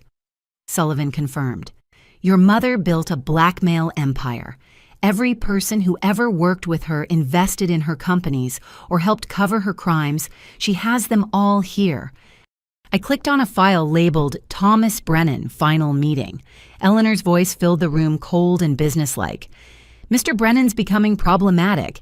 He's asking questions about the Singapore accounts. Handle it. Make it look recreational. Then Blackwood's voice. Boating accident. Perfect. His wife mentioned he's taking the yacht out this weekend. I closed the file, feeling sick. Madison had been right. Thomas Brennan had been murdered for asking questions. My phone buzzed the burner phone Sullivan had given me, an unknown number. Don't answer that, Sullivan warned. But something made me pick up. Hello. Heavy breathing, then a familiar voice that made my blood freeze. Eleanor. Hello, darling. How? I gestured frantically to Sullivan, who immediately started a trace. Did you really think they took my only phone? Eleanor's laugh was bitter. I've been preparing for this day for years. I have resources you can't imagine. What do you want? To offer you one last chance. Both of you. My lawyer will arrive within the hour with papers. Sign them, accept responsibility for the fraud, and I'll ensure you're treated well in minimum security. Refuse, and I'll release recordings that will destroy everyone you've ever cared about. You're in federal custody, I reminded her. You can't release anything. Can I check your email, Alberta, the personal one, not your FBI account? Against my better judgment, I opened my phone's email. A video file waited in my inbox. I clicked play and immediately wished I hadn't. It showed Derek in what looked like a college dorm room, clearly intoxicated, at the party Eleanor had mentioned earlier. A young woman was visible in the background, drinking heavily. The timestamp showed this was 3 hours before her death from alcohol poisoning. Derek had nothing to do with her death, I said. Of course not, but edited properly with the right narrative spin, the promising journalist who got a girl drunk and let her die, his career would be over. His reputation destroyed. You're sick. I'm practical, and this is just one example. Should I send you the video of Madison's college professor, the one she had an affair with? His wife doesn't know, nor do his 3 children. Or perhaps the recording of your beloved Aunt Patricia confessing to immigration fraud 20 years ago. Madison had moved closer, hearing Eleanor's voice. I put the phone on speaker. Mother, Madison said quietly. Stop this. Madison, darling, I'm disappointed in you most of all. After everything I've done, every sacrifice I've made, you stand there with her, with the daughter who was supposed to be nothing. Alberta was never nothing, Madison shot back. You just couldn't see her value because you can't see anything beyond your own ambition. Spare me the sisterly bonding. You hated her for 28 years. Because you made me. Madison's voice cracked. Every cruel word, every dismissive gesture, it was all you. You pitted us against each other from the time we could walk. I made you competitive, strong, winners. You made us miserable, I corrected. And now you're trying to manipulate us from a jail cell. It's over Eleanor. Is it, by my count, I have leverage on approximately 200 people in positions of power. Judges who will hear my case, prosecutors who will try it, witnesses who will testify. One phone call from me and their secrets go public. Sullivan slipped me a note. Keep her talking. Almost have her location. So what's your plan? I asked. Blackmail your way to freedom. Then what? Go back to your life knowing both your daughters want nothing to do with you. Silence. Then, you were never really my daughters. You were projects, investments. Alberta was the failure I kept around to motivate Madison, and Madison was the success I shaped to carry my legacy. But neither of you turned out as planned. Because we're people, Madison said tearfully, not stocks in your portfolio. People disappoint. Investments can be liquidated. Eleanor's tone turned darker. Which brings me to my final offer. I've already transferred $50 million to untraceable accounts. Sign the confession, serve your time, and when you get out, you'll be wealthy. Refuse and I'll burn everything down around you. Your careers, your relationships, your reputations, ashes. We'll take our chances, I said. Will you think about Derek, Alberta? His parents are teachers in Ohio, salt of the earth people. How do you think they'll react when deep fake videos surface, showing their son in compromising positions? Technology is wonderful these days. I can destroy him without using any real footage at all. My hands clenched. Threatening me was one thing, but Derek's innocent family... Or Madison, Eleanor continued. Did you know 3 of your employees are undocumented? I do. 1 phone call to ICE and their lives are ruined. Their children deported. All because you couldn't sign a simple paper. You're a monster, Madison whispered. I'm a mother protecting what I built. Last chance girls. My lawyer arrives in 43 minutes. Sign or watch everyone around you burn. Sullivan showed me another note. Got her. She's at the detention center using a guard's phone. Eleanor, so I said carefully, we need time to think. 42 minutes. The line went dead. She can't really do all that, can she? Madison asked, tears streaming down her face. Sullivan's expression was grim. Some of it, yes. We're working to secure her recordings, but she likely has backups we haven't found. The deepfake threats are real that technology exists. And if she has compromised guards helping her, we can't let her hurt innocent people, Madison said. Derek's family, my employees, they don't deserve this. No one deserves this, I agreed. But if we confess to crimes we didn't commit, Eleanor wins. She walks free and continues destroying lives. Derek entered the room, having overheard the end of the conversation. She threatened my parents. I nodded, unable to meet his eyes. Then we fight back, he said firmly. I've been investigating her for 2 years. I have sources, contacts, people she's hurt who want justice. We can expose her entire network before she can act. In 40 minutes, Madison asked skeptically. We don't need 40 minutes. Derek pulled out his laptop. I've been preparing to publish for months. Everything's ready, financial records, victim testimonies, pattern analysis, showing decades of fraud and worse. 1 click and it goes live on every major news site. If you publish, she'll retaliate, I warned. Let her try. Once it's public, her leverage disappears. Blackmail only works in darkness. He looked at me. But I won't do it without your permission. This is your family, your choice. I thought about Eleanor's empire of secrets built on fear and manipulation. Every person in her files was a victim of sorts, forced to compromise their integrity or live in terror of exposure. If we gave in now, it would never end. Do it, I decided. Publish everything. Madison grabbed my hand. Together.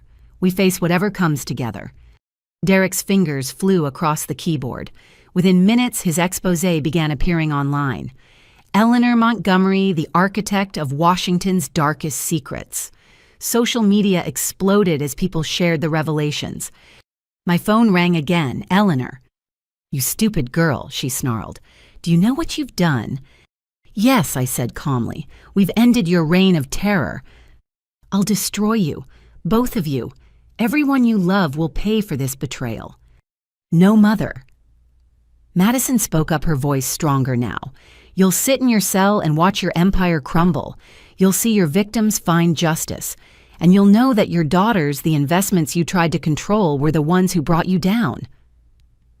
Eleanor's scream of rage was cut off as the line went dead, this time permanently. Sullivan confirmed the guard who'd given her the phone was in custody. As the night wore on, the responses poured in. Victims of Eleanor's blackmail came forward. Others she'd threatened expressed relief. The FBI received dozens of offers to testify against her. But it was a message from Aunt Patricia that hit hardest. I'm proud of you both. Your father would be too. Madison and I sat together on the couch, exhausted but free. Derek worked with the FBI to coordinate information, occasionally reaching over to squeeze my shoulder. We'd survived Eleanor's final manipulation, her last desperate attempt to control us from behind bars. She never loved us, Madison said quietly. Not really. No, I agreed. But maybe that's her loss, not ours. As dawn approached, painting the safe house windows with soft light, I thought about the family we might build from the ruins of Eleanor's empire. Not perfect, not without scars, but honest, real. The late-night call had been Eleanor's last weapon, and we'd survived it. Now, finally, we could begin to heal. The morning after Eleanor's arrest, I sat across from Aunt Patricia in a small cafe in Old Town Alexandria. The FBI had cleared the meeting, posting agents discreetly around the perimeter. Patricia looked older than her 63 years, gray, streaking through hair that had once been as dark as mine lines, etched deeply around green eyes that mirrored my father's. "You look like him," she said softly, studying my face. Thomas had that same determined set to his jaw when he was pursuing the truth. Madison sat beside me, nervously shredding a napkin. She'd barely spoken to Patricia since our father's funeral 15 years ago. Eleanor had made sure of that, painting our aunt as unstable, jealous someone who would poison us against our mother. "Tell us about Dad," I said. "The real him, not the version Eleanor created." Patricia's eyes filled with tears. "Your father was the gentlest soul I ever knew. Brilliant with numbers, that's where you get it, Alberta. But he had Madison's gift for seeing the best in people. It's what made him vulnerable to Eleanor." She pulled out a weathered photo album from her bag. "I've been carrying this everywhere since I heard about last night. I hoped, that someday I'd get to share these with you." The first photo showed our parents on their wedding day. Dad looked young and hopeful, his arm around Eleanor, who appeared radiant in white. But even in that happy moment, I could see something calculating in Eleanor's eyes. "They met at a charity auction," Patricia continued. "Eleanor was volunteering, or so she claimed. Later, we discovered she'd researched every wealthy attendee and positioned herself strategically. Thomas was her biggest catch.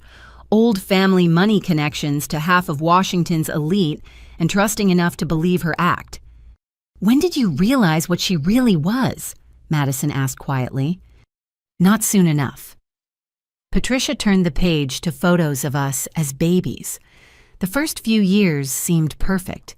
Eleanor played the devoted wife and mother beautifully. But I noticed things. The way she'd study people at parties, filing away their weaknesses. How she'd manipulate Thomas into business deals that always benefited her friends. She showed us a picture of Dad holding toddler me while Madison played at his feet. The love in his eyes was unmistakable. "Your father adored you both. He wanted to be a hands-on parent, but Eleanor slowly pushed him out, said he was too soft, that he'd make you weak. She had very specific plans for how you'd be raised." "To serve her ambitions," I said bitterly. "Exactly. Madison would be the public success groomed from birth to be extraordinary. You, Alberta, were designated as the backup kept capable, but never allowed to outshine your sister. Competition between you was encouraged to keep you both striving for her approval." Madison made a choked sound. "She told me Alberta was jealous of me, that I had to be careful or she'd sabotage my success. Well, she told me I'd never measure up," I added, "that Madison was everything I could never be." "Classic triangulation." Patricia's voice hardened. "Eleanor was a master manipulator, but your father started seeing through it when you were about 10 and 12. He found discrepancies in their joint accounts, money moving to places it shouldn't, investments in companies that didn't exist." She pulled out a folder of documents. "Thomas hired a forensic accountant quietly. What they found was staggering. Eleanor had been siphoning money from his family trust for years, using it to build her own shadow empire. Shell companies, offshore accounts, a network of financial crimes that would make your FBI cases look simple." "Why didn't he go to the authorities?" I asked. "He was gathering evidence.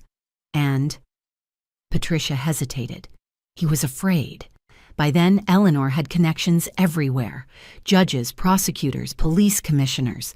She'd spent 10 years building a web of favors and blackmail.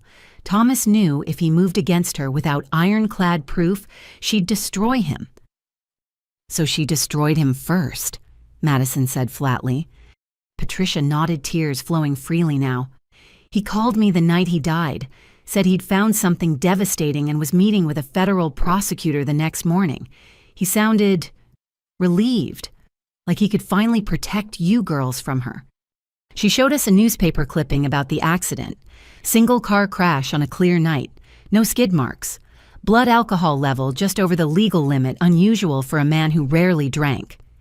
The investigation was perfunctory, Patricia continued. The lead detective owed Eleanor a favor she'd gotten his son out of a drug charge. The coroner was her golf partner. Everyone who might have questioned the accident was either bought or blackmailed into silence. You knew all this and did nothing. Madison's voice rose. I tried, Patricia's composure cracked. I went to the police, the FBI, anyone who would listen. But a grieving sister making accusations against a wealthy widow without Thomas's evidence, I was dismissed as hysterical. And then Eleanor came to me with a proposition. She looked down, ashamed. Stay quiet and she'd let me see you occasionally. Keep pushing and she'd make sure I never saw you again. She might even arrange for me to have an accident too. I was a coward. I chose to stay in your lives even if it meant watching her poison you against each other. You were protecting yourself, I said gently. We understand that now. Do you? Patricia pulled out a safety deposit box key. I spent 15 years gathering evidence anyway. Every financial record I could find. Testimonies from people Eleanor hurt who were too scared to speak publicly. A copy of your father's original investigation that I managed to retrieve from his office before Eleanor cleaned it out. She slid the key across the table. Box 471 at First National downtown. Everything's there, including something Thomas recorded the week before he died. My hands shook as I took the key. A recording. He was paranoid by then, documenting everything. The recording is him detailing what he'd found and his fears about what Eleanor might do. He names names, provides account numbers, exposes the entire network. Patricia met my eyes. He also talks about you both, how much he loved you, how he was doing this to give you a chance at normal lives. Madison broke down completely, then sobbing into her hands. I put my arm around her, my own tears falling silently. There's more, Patricia said quietly. Your grandmother's death, 5 years before your father's, also suspicious. She'd been perfectly healthy, then suddenly had a fatal reaction to a medication she'd never been prescribed. Eleanor inherited everything, using it to expand her operations. 2 murders, I said numbly. At least. I found 3 others. Business partners who asked too many questions. A journalist who got too close to the truth. That secretary who was going to testify in a lawsuit against one of Eleanor's companies. Patricia's voice was steady now, the relief of finally telling the truth evident. Your mother didn't just run financial crimes, girls. She was a serial killer who used money instead of guns. Madison looked up, eyes red and swollen. How many people knew, how many stood by and let her do this? Too many, Patricia admitted. But they were afraid. Eleanor had turned fear into a currency more valuable than money. Cross her and lose everything, your reputation, your family, your life. The few who tried to stop her ended up destroyed or dead. Until now, I said firmly. It ends now. Patricia smiled sadly. Your father would be so proud. You did what he couldn't. You exposed her completely. And you did it together, which would have meant everything to him. We spent the next hour looking through photos, learning about the father Eleanor had erased from our lives. His love of jazz music, his terrible dad jokes, how he'd sneak into our rooms at night to leave notes under our pillows, telling us he loved us. Memories Eleanor had stolen along with his life. I have something else, Patricia said as we prepared to leave. She handed Madison a small jewelry box. Your father bought this for your 18th birthday. He was so excited, said it would be perfect for when you graduated. Madison opened it to find a delicate silver bracelet with 2 charms, a book and a magnifying glass. The book for Madison, who he said would write her own story. The magnifying glass for Alberta, who he knew would always seek the truth. Patricia smiled through her tears. "He wanted you to share it, to remember you were sisters first, no matter what came between you." Madison fastened the bracelet on my wrist, then held out her arm. I did the same for her. For the first time in our lives, we had something of our father's that Eleanor hadn't touched. As we left the cafe, the FBI escort falling into step behind us, I thought about all the years of lies we'd lived under. Eleanor hadn't just stolen our father, she'd stolen our relationship with each other, with our extended family, with ourselves. But secrets have a way of surfacing, and truth once released is impossible to recapture. The family history had unraveled completely, revealing not the successful matriarch Eleanor pretended to be, but a murderer who'd built an empire on the bones of her victims. Patricia hugged us both tightly before we parted. "She can't hurt anyone anymore. You made sure of that. Your father's finally getting justice 15 years late." As we drove back to the safe house, Madison and I sat in silence, processing the weight of what we'd learned. Eleanor wasn't just a criminal. She was a monster who'd worn the mask of motherhood while destroying everyone around her. But we'd survived, scarred, damaged, but alive. And now we had the truth about our father, our family, ourselves. The unraveling was complete. Now came the harder task of weaving something new from the threads Eleanor had tried to cut. The safety deposit box waited downtown, holding the final pieces of evidence that would ensure Eleanor never walked free again. Our father's voice, silenced for 15 years, would finally be heard. Justice was coming, not just for Madison and me, but for everyone Eleanor had destroyed in her relentless pursuit of power. The family history had unraveled, but from its threads we would weave a new story, one where truth conquered fear, where sisters stood together, and where love proved stronger than ambition. By midnight, Derek's article had shattered the internet. Eleanor Montgomery, the architect of Washington's darkest secrets, trended worldwide within hours. Every major news outlet scrambled to follow up on the explosive revelations, decades of fraud, blackmail, and murder, meticulously documented with evidence that couldn't be ignored. I stood in the FBI safe house watching the coverage on multiple screens. CNN, Fox, MSNBC, even international outlets, all leading with Eleanor's story. Photos of her being arrested at the gala played on loop her designer gown and handcuffs, creating a visual metaphor too powerful for any network to resist. The Montgomery financial empire appears to have been built on a foundation of corpses, one anchor intoned. With at least 5 suspected murders now under investigation, Madison sat curled on the couch, laptop open, scrolling through her company's internal communications. "My entire executive team is resigning," she said numbly. "Investors are pulling out. Employees are deleting their LinkedIn connections to Celestial Innovations." "I'm sorry," I said, meaning it. She laughed bitterly. "Don't be. It was all built on lies anyway. Every contract, every innovation Eleanor claimed we created, stolen or fabricated. At least now I can stop pretending." Derek's phone hadn't stopped ringing. Every journalist in the country wanted to interview the reporter who'd broken the story of the decade.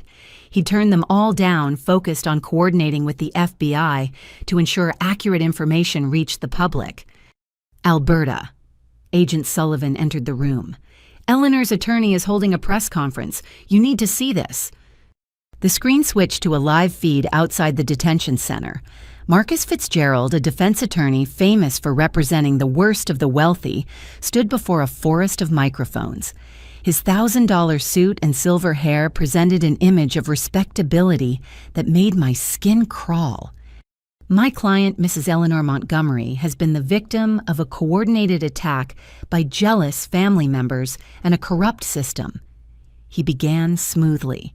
"These allegations are fantasy created by daughters who resented their mother's success and sought to steal her fortune."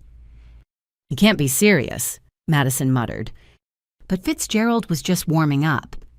"Alberta Montgomery, who claims to be an FBI agent, has a history of mental instability. Her obsession with her more successful sister led to delusions of persecution. As for Madison Montgomery, her recent financial troubles drove her to conspire against the woman who gave her everything. Financial troubles. Madison straightened. What financial troubles? Derek was already typing. He's not wrong. Celestial Innovations has been hemorrhaging money for months. You've been covering it with creative accounting, but because Eleanor was draining the accounts, Madison protested. She took millions for her personal use, left me scrambling to make payroll. On screen, Fitzgerald continued his character assassination. We have witness statements confirming Alberta Montgomery's erratic behavior. Her violent outburst at last night's gala, where she attacked her own mother, demonstrates her dangerous instability. I defended myself, I said through gritted teeth. Furthermore, Fitzgerald smiled coldly. We have evidence that Derek Garrison, the so-called journalist, has been conducting an illegal surveillance operation against my client for years. His relationship with Alberta Montgomery represents a clear conflict of interest and potentially criminal conspiracy. That's insane, Derek said, but I could see worry in his eyes. In the court of public opinion, truth mattered less than narrative. Sullivan's phone buzzed. He answered, his face growing grim. 3 more lawyers just joined Eleanor's defense team, all top tier. Someone's funding this. Who, I asked, though I suspected the answer. The people in her blackmail files. If she goes down, she's taking them with her.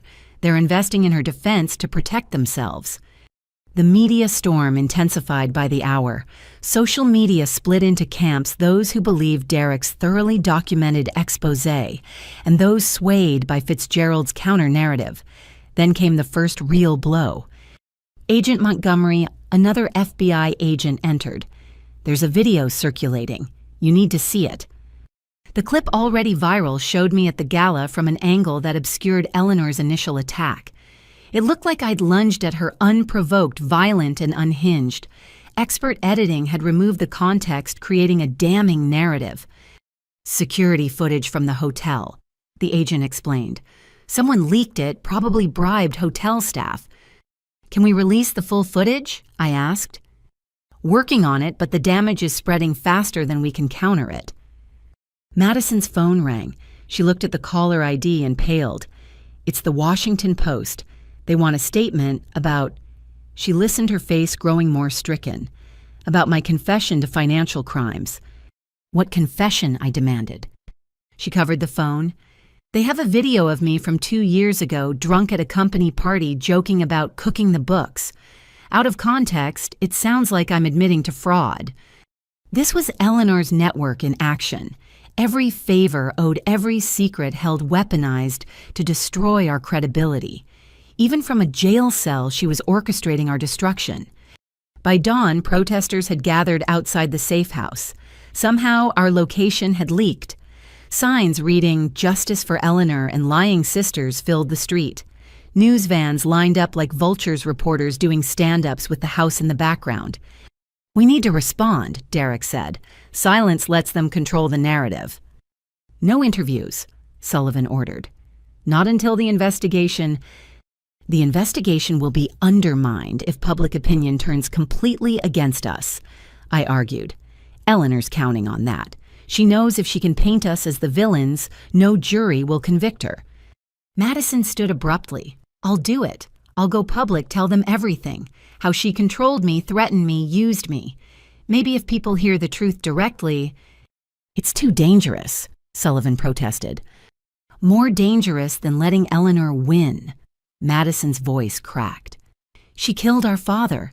She destroyed countless lives. I won't let her walk free because I was too scared to speak up. Before anyone could stop her, Madison was at the front door. I followed, grabbing her arm. If you're doing this, we do it together. She met my eyes, and for the first time in our lives, I saw my sister, not Eleanor's puppet, not my rival, but my sister. Together. We stepped outside into a tsunami of flashing cameras and shouted questions.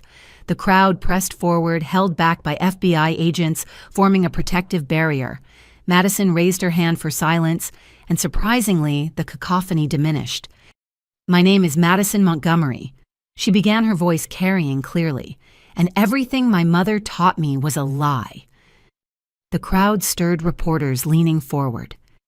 Eleanor Montgomery murdered my father when I was 13. She stole my inheritance, used it to build a criminal empire, and forced me to be the face of her fraud. When I tried to resist, she threatened the people I cared about. Last night, she tried to have both her daughters killed because we finally found the courage to expose her. "Where's your proof?" someone shouted. I stepped forward. "The proof is in the FBI evidence files. The proof is in the testimonies of dozens of victims who are finally speaking out. The proof is in the recordings Eleanor herself made while planning murders and destroying lives." "You attacked your mother," another reporter called. "We've all seen the video." "You saw an edited version," I replied calmly.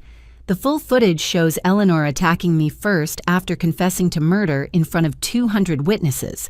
Ask anyone who was there." Madison pulled out her phone. "You want proof? This is a text from my mother sent an hour before the gala." She held it up, reading aloud. "Remember, darling, Alberta's signature on the documents must look authentic. If she refuses, we proceed to Plan B."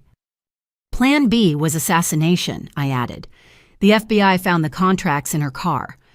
The crowd's energy shifted doubt, creeping into their hostility. But then Fitzgerald appeared, flanked by security, his voice booming through a megaphone. "Ladies and gentlemen, you're witnessing desperate women trying to save themselves through lies and manipulation. I have here sworn affidavits from 10 Celestial Innovations board members confirming Alberta Montgomery's involvement in financial decisions." "Forged or coerced," I shot back. "Check when those board members received large deposits into their accounts." The media storm became a hurricane, reporters scrambling between us and Fitzgerald, the narrative fragmenting into competing versions of truth. But then something unexpected happened. A woman pushed through the crowd Patricia Chen, the journalist Eleanor had humiliated at the gala. Her face was set with determination. "I was at the awards ceremony," she announced. "I saw everything. Eleanor Montgomery confessed to murders. She attacked her own daughter. She tried to frame Alberta for crimes she didn't commit. And yes, I took her bribes in the past, but I won't be silent anymore." Another voice joined hers. "I'm Thomas Brennan Jr. Your mother killed my father because he asked questions about fraud. I've been waiting 5 years for justice." More voices emerged from the crowd. Victims Eleanor had silenced through fear or money, emboldened by our public stand. The narrative was shifting the truth, finally louder than Eleanor's lies. Fitzgerald retreated, his confident facade cracking. The crowd's hostility turned to curiosity, then sympathy as person after person shared their stories of Eleanor's destruction. "My company was destroyed when I refused to launder money. She had my brother deported because I wouldn't sell her my patent. My wife died in an accident after she discovered Eleanor's offshore accounts." Madison gripped my hand as we listened to the litany of pain our mother had caused. Each testimony was a nail in Eleanor's coffin, but also a weight on our souls. We were Eleanor Montgomery's daughters. Her crimes were written in our DNA, her victims' pain partially our inheritance. But we were also the ones who'd stopped her. And as the sun rose, fully casting long shadows across the crowd, I realized the media storm hadn't destroyed us. It had revealed us flawed, damaged, but ultimately choosing justice over family loyalty. "We're not asking for your sympathy." Madison addressed the crowd one final time. "We're asking for your patience as the legal system does its work. Our mother was a monster who wore the mask of respectability. We tore off that mask. Now let justice finish what we started." We returned inside, leaving the crowd to process what they'd witnessed. The media storm would continue, but we'd altered its course. Truth had entered the narrative carried by voices Eleanor had tried to silence forever. Sullivan met us at the door, his expression unreadable. That was either brilliant or incredibly stupid. "Both," I admitted, "but necessary." "You did it," Derek said quietly. "You broke her narrative." "We started to," Madison corrected, "but Eleanor's not finished. She'll have other moves, other weapons." As if summoned by her name, Sullivan's phone rang. He listened, his face paling. "There's been an incident at the detention center. Eleanor attempted suicide. She's alive but hospitalized under guard." Madison sank into a chair. I felt numb. Even facing life in prison, Eleanor was trying to control the story. A suicide attempt would garner sympathy, paint her as a desperate woman, driven to extremity by cruel daughters. "No," I said firmly. "This is another manipulation. Eleanor would never give up control, especially not through suicide. She's planning something." Sullivan studied me. "You think she faked it?" "I think Eleanor Montgomery doesn't do anything without calculating the advantage. She's playing a game we haven't figured out yet." The media storm raged on outside, but inside the safe house, a cold certainty settled over me. Eleanor's empire was crumbling. Her crimes exposed her victims speaking out. But the woman who'd murdered her own husband, who'd built decades of power on fear and lies, wasn't finished. The storm was just beginning. Dawn broke gray and miserable over Washington, matching the mood inside the safe house. The media storm continued to rage outside, but inside a different tempest was brewing. Madison stood at my bedroom door, her face haggard, clutching a manila envelope. "We need to talk," she said quietly. "Alone." I followed her to the kitchen where she spread the envelope's contents on the table. Financial documents, emails, photographs, a paper trail of secrets. "Before you hear this from Eleanor or her lawyers, I need you to know the truth. All of it." Madison's hands shook as she organized the papers. I wasn't just her puppet, Alberta. For years, I was her willing accomplice. "Madison, please let me finish. You deserve to know who you're really defending." She pulled out a financial statement dated 5 years ago. The Brennan murder. I knew it was going to happen. My blood went cold. "You knew she was planning to kill him." "Not specifically, but I knew she was going to handle him." I'd heard that phrase before. When I was 16, there was a business partner who threatened to expose some early fraud. Mother said she'd handle it. 2 weeks later, he died in a home invasion. Madison's voice was eerily calm. I learned not to ask questions. She showed me another document.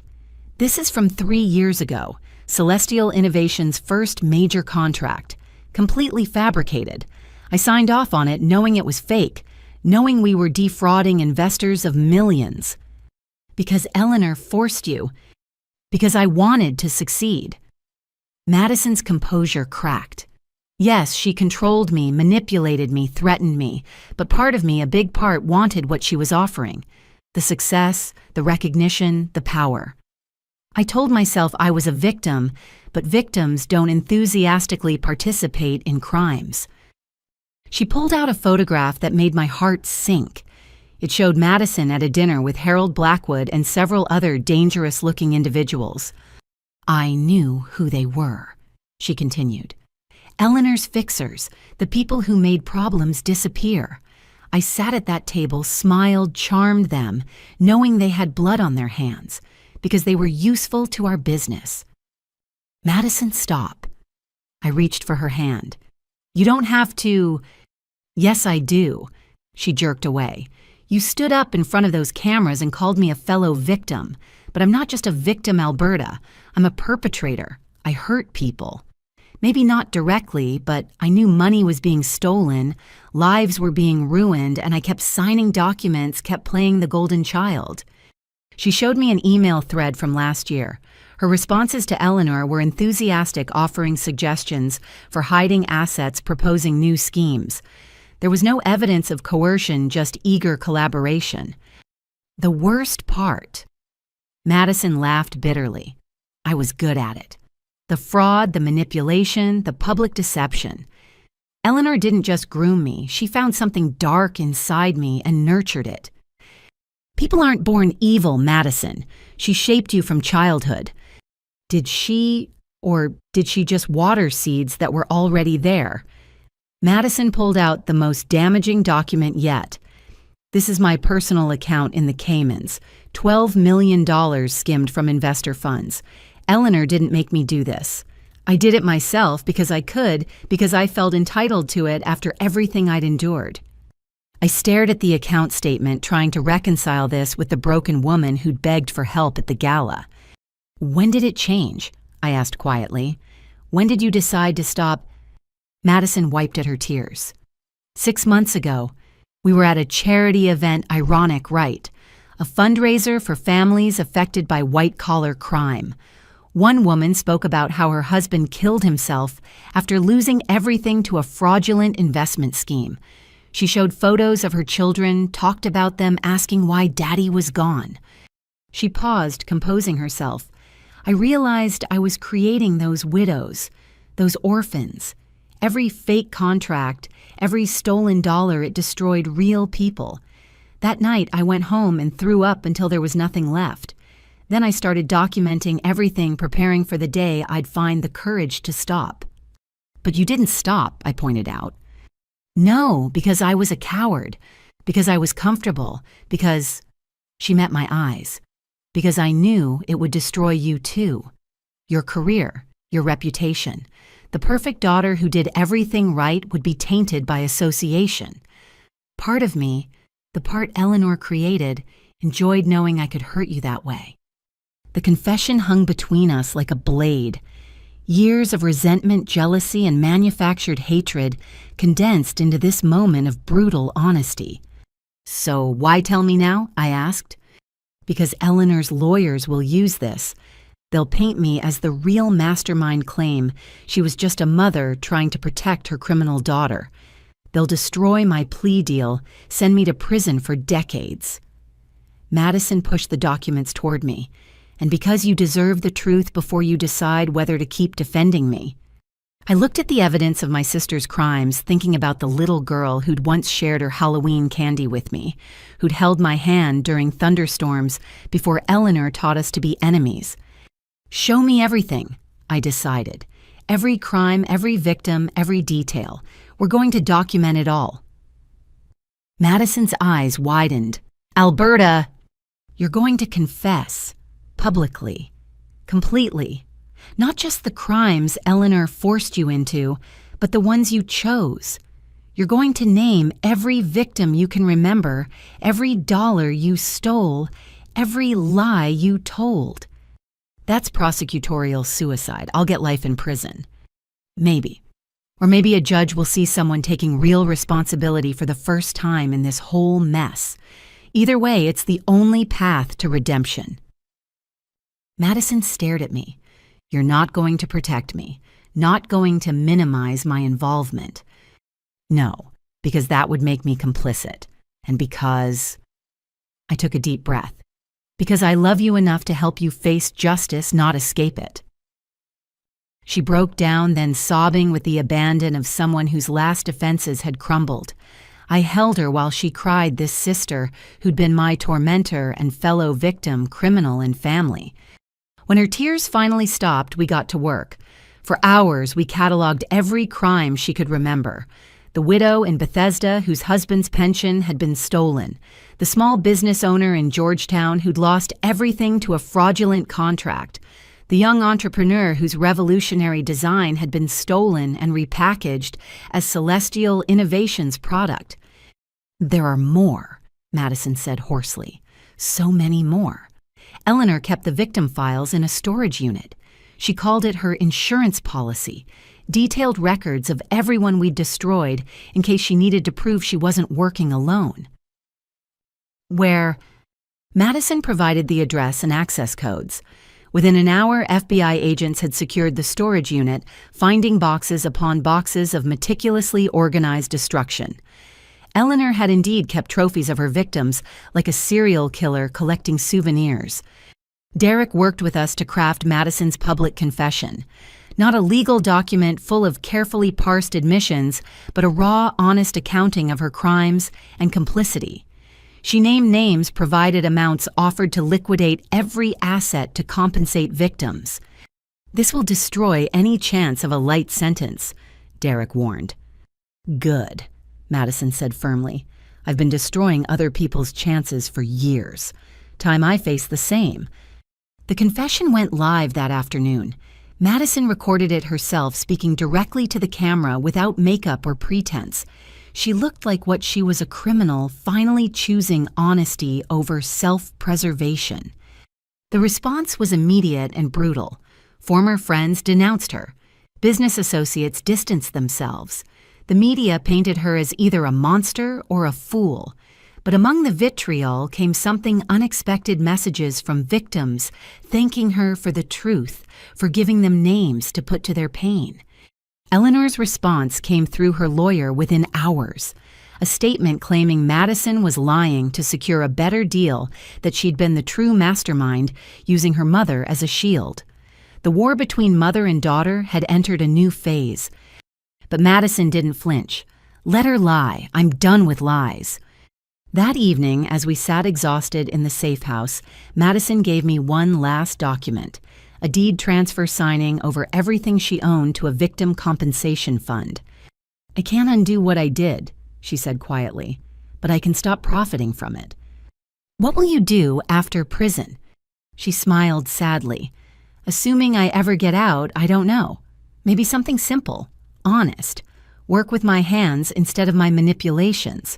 Learn who I am without Eleanor's voice in my head. I'll be there," I promised.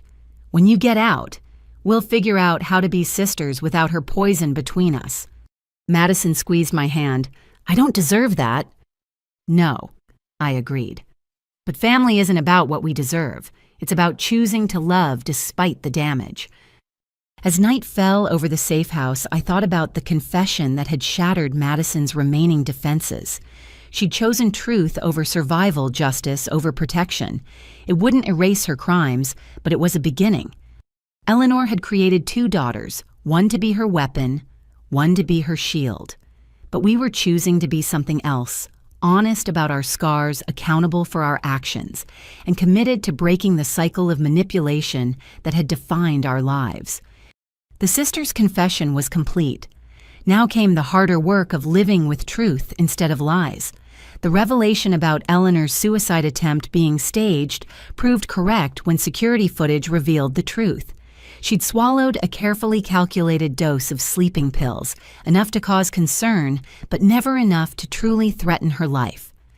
The hospital trip had been theater designed to buy time and sympathy, while her remaining network mobilized.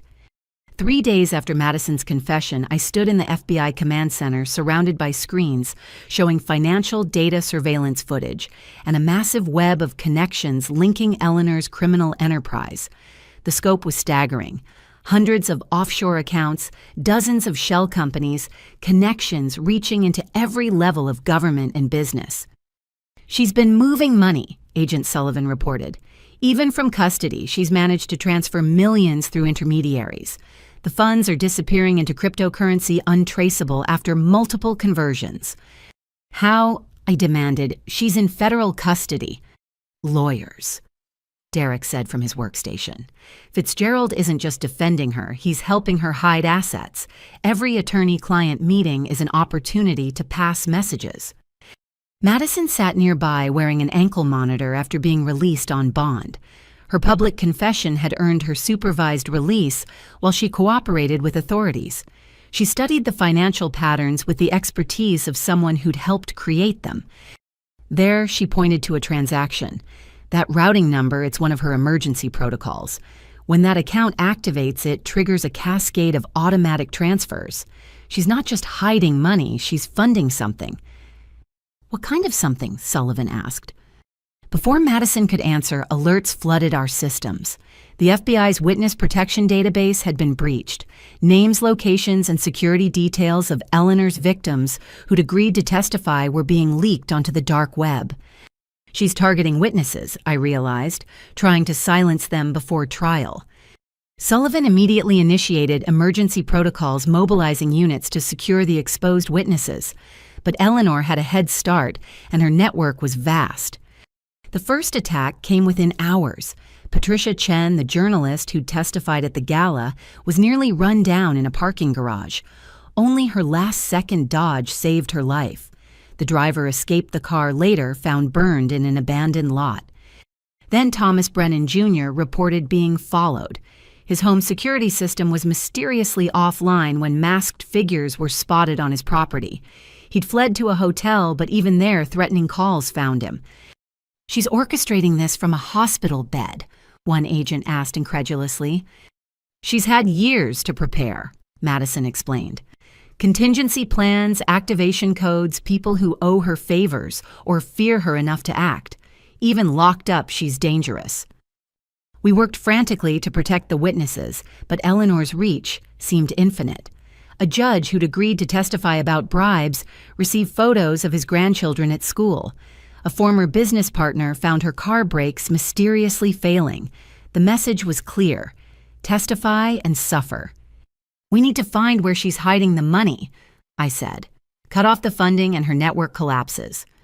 Madison pulled up encrypted files she'd saved before her arrest. Eleanor always had 3 levels of financial protection. The first was the obvious accounts, those are frozen. The second was the cryptocurrency conversions, you're tracking those. But the third... She paused, conflicted. "Madison people's lives are at stake," I pressed. "The third is personal, hidden in plain sight. She told me once that the best place to hide money was where no one would think to look, because it was too sentimental to be criminal." "Meaning?" Madison took a shaky breath. "Dad's grave. She had it renovated 5 years ago, claimed it was about honoring his memory. But I think she built something into it. A safe, maybe, or access point to accounts. She visited monthly, always alone, always carrying that oversized purse. The idea of Eleanor desecrating our father's grave for criminal purposes shouldn't have shocked me after everything else. But it did. There seemed to be no bottom to her depravity. Within an hour, we had a warrant and were standing in Arlington Memorial Gardens. The groundskeeper led us to a pristine marble monument that looked more like a small mausoleum than a typical grave marker. Thomas Montgomery's name was etched in gold, along with the inscription, "Beloved husband and father," words that dripped with Eleanor's hypocrisy. The FBI's technical team scanned the structure quickly, finding anomalies. Behind a false panel in the base, they discovered a sophisticated safe containing not just money, but documents, account numbers, passwords, contact information for her entire criminal network. "My God," Sullivan breathed as we cataloged the contents. She turned her husband's grave into a criminal command center. Among the documents, I found something that made my blood run cold. Detailed dossiers on Madison and me going back years. Every relationship, every friend, every vulnerability documented with clinical precision. Derek's name appeared frequently, his investigation into Eleanor tracked alongside their manipulation of our relationship. "She knew," I said numbly. "She knew about Derek's investigation before I ever met him." Derek, reading over my shoulder, went pale. "The conference where we met, she orchestrated it. Made sure we'd both be there, probably even arranged for us to be seated near each other at that dinner." Madison laughed bitterly. "Classic Eleanor. She couldn't stop your investigation, Derek, so she created a situation where it would be compromised by personal involvement. If you published, she'd claim bias. If you didn't, she'd avoid exposure." But Eleanor had underestimated one thing: genuine emotion. What had started as her manipulation had become real love, strong enough to survive her attempts to weaponize it. Using the information from the grave safe, we began dismantling Eleanor's network with surgical precision. Accounts were frozen mid-transfer. Safe houses were raided. Associates found themselves arrested before they could carry out attacks on witnesses. Yet Eleanor adapted quickly. From her hospital bed, she gave an interview to a sympathetic journalist, painting herself as a dying woman, persecuted by ungrateful children. She revealed selective truths. Yes, she'd made mistakes in business, but only to provide for her daughters. Yes, she'd been hard on them, but what single mother wasn't? The suicide attempt, she claimed, came from the unbearable pain of their betrayal. "She's good," Derek admitted, watching the interview. "Playing the victim while subtle, threatening her real victims." "There." Madison pointed to Eleanor's hands in the video. "She's tapping. It looks random, but it's not. It's Morse code." We slowed the footage, translating her finger movements. A message emerged: Asset Romeo, execute Juliet Protocol. What's Juliet Protocol? Sullivan demanded. Madison went white. It's her nuclear option. If Juliet Protocol is activated... She grabbed her laptop fingers, flying across keys. We need to evacuate the courthouse now. What are you talking about? Juliet Protocol is a bomb threat. Not real, but credible enough to disrupt. She used it once before to delay an audit. But if she's activating it now during her case... Understanding dawned horribly. A bomb threat during Eleanor's trial would cause chaos. Evidence would be moved, security protocols disrupted.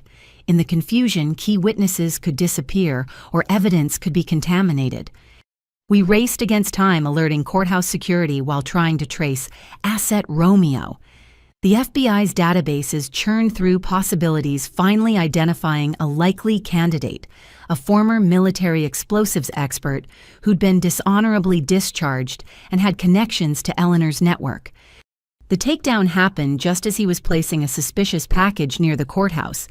Inside, investigators found not a bomb, but an incredibly sophisticated fake, real enough to fool initial inspections, causing maximum disruption without actual danger. Classic Eleanor creating chaos while maintaining plausible deniability. With Romeo in custody and squealing for a deal, more of Eleanor's contingencies unraveled. We discovered she'd prepared for this day like a general planning for war. False flag operations, character assassination campaigns, even a body double prepared to help her escape if she'd made bail. But the most chilling discovery came from her personal files. A document titled Endgame outlined her final protocol. If conviction seemed certain, if all other options failed, she had one last card to play a dead man's switch connected to a massive data dump. Every crime committed by everyone in her network, every bribe taken, every cover-up orchestrated, mutually assured destruction on a grand scale. She'd burn down half of Washington to avoid prison, Madison said quietly, and she'd enjoy watching it burn. Then we make sure she can't, I replied. We find that switch and disable it before she can use it. The hunt for Eleanor's doomsday weapon led us through a labyrinth of digital breadcrumbs and human assets. Each person we arrested revealed another layer. Each account we froze exposed another connection. Eleanor had built her empire over decades, but we were dismantling it in days. As dawn broke over Washington, we stood exhausted but victorious. Eleanor's network was in ruins, her assets frozen, her witnesses protected. The grave safe had been her undoing, the hubris of hiding criminal evidence in her victim's memorial. But Eleanor herself remained unbroken. From her hospital bed, she watched her empire crumble with the cold satisfaction of someone who'd always known this day might come. She'd prepared for defeat as thoroughly as she'd planned for victory. Why doesn't she look worried? Madison asked, studying surveillance footage of Eleanor. We've destroyed everything she built. Because she knows something we don't, I realized.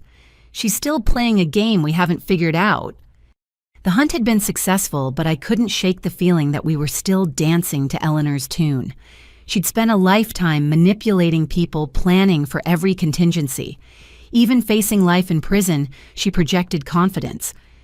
What final card did Eleanor Montgomery have left to play, and would we discover it in time to stop her? The hunt was ending, but the war was far from over. The federal courthouse in downtown D.C. became a fortress on the first day of Eleanor Montgomery's trial.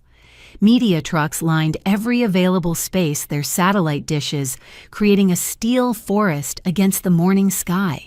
Protesters and supporters faced off behind police barriers, the atmosphere electric with anticipation. Inside Courtroom 7. I sat in the witness section, my testimony scheduled for day 3. Madison sat beside me, flanked by federal marshals, a defendant turned state's witness, her own trials pending. Derek occupied the press section, his fingers flying across his laptop as he documented every moment. Eleanor entered in a wheelchair she didn't need, playing the part of a frail woman broken by her daughter's betrayal. She wore a conservative gray suit, her hair styled simply, every detail calculated to present a sympathetic image. But her eyes remained sharp as a predator's, scanning the room and cataloging every face. "All rise for the Honorable Judge Martha Chen," the bailiff announced. Judge Chen, a former prosecutor with a reputation for seeing through manipulation, took her seat. Eleanor's team had fought desperately to get her removed, claiming bias, but their motions had failed. The prosecution, led by Assistant U.S. Attorney James Harrison, opened with devastating simplicity. "Ladies and gentlemen of the jury, Eleanor Montgomery built an empire on graves. Her husband, her mother-in-law, 5 business associates, all dead because they threatened her ambitions. This is not a case about a mother betrayed by ungrateful daughters. This is about a serial killer who used financial crime as her weapon." Eleanor's lead attorney, Marcus Fitzgerald, painted a different picture. Mrs. Montgomery is a successful businesswoman who made enemies through her achievements. Her daughters, facing their own criminal investigations, conspired to frame her for their crimes. This trial is about greed, jealousy, and the ultimate betrayal: children destroying their mother for money. The first week brought a parade of financial experts dissecting Eleanor's fraudulent empire. Charts showed money flowing through shell companies like blood through veins. Each transaction, another theft, another life destroyed. The jury's faces grew increasingly grim as the scope became clear. Then came the victims. Patricia Chen testified about her career destroyed by Eleanor's blackmail. Thomas Brennan Jr. spoke of growing up without a father, murdered for asking questions. One by one, they painted a portrait of a woman who viewed human lives as obstacles to be removed. On day 8, it was Madison's turn. My sister walked to the witness stand like someone approaching their execution. She'd lost weight during the preparation, her designer clothes replaced by a simple black dress that made her look younger, more vulnerable. "State your name for the record," Harrison began. "Madison Elizabeth Montgomery." "What is your relationship to the defendant?" Madison looked directly at Eleanor for the first time since entering.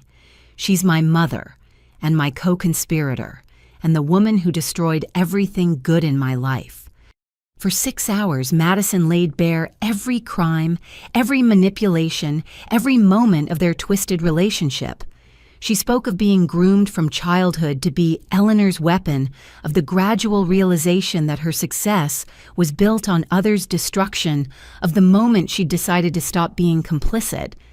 "Did you participate willingly in these crimes?" Harrison asked. "Yes," Madison said clearly. "At first because I didn't understand what they were, then because I was afraid, eventually because I was good at it. I take full responsibility for my actions."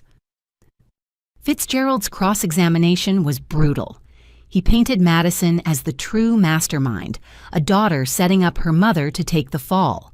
But Madison didn't waver, admitting to every crime while maintaining that Eleanor had been the architect. "You expect this jury to believe that you, with your Harvard MBA and celebrated business acumen, were just a puppet," Fitzgerald sneered. "I expect them to believe the evidence," Madison replied.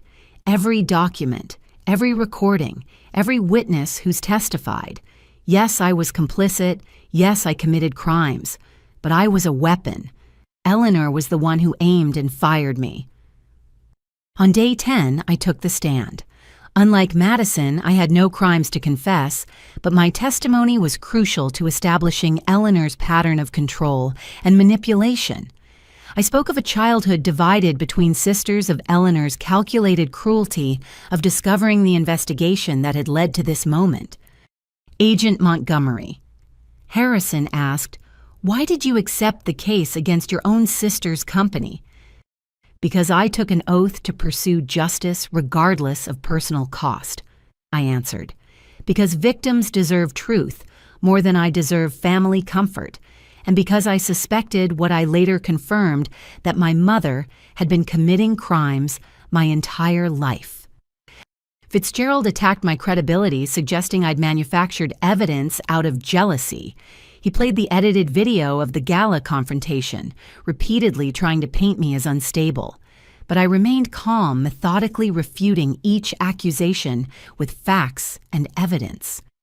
"Isn't it true that you've always resented your sister's success?" he pressed. "I resented the crimes that created it," I corrected, "just as I resent the murders that protected it. My personal feelings don't change the fact that Eleanor Montgomery is a serial killer who happened to use financial fraud as her preferred weapon." The most dramatic moment came when Eleanor herself chose to testify. Against her lawyer's advice, she took the stand on day 15, projecting wounded dignity as she settled into the witness chair.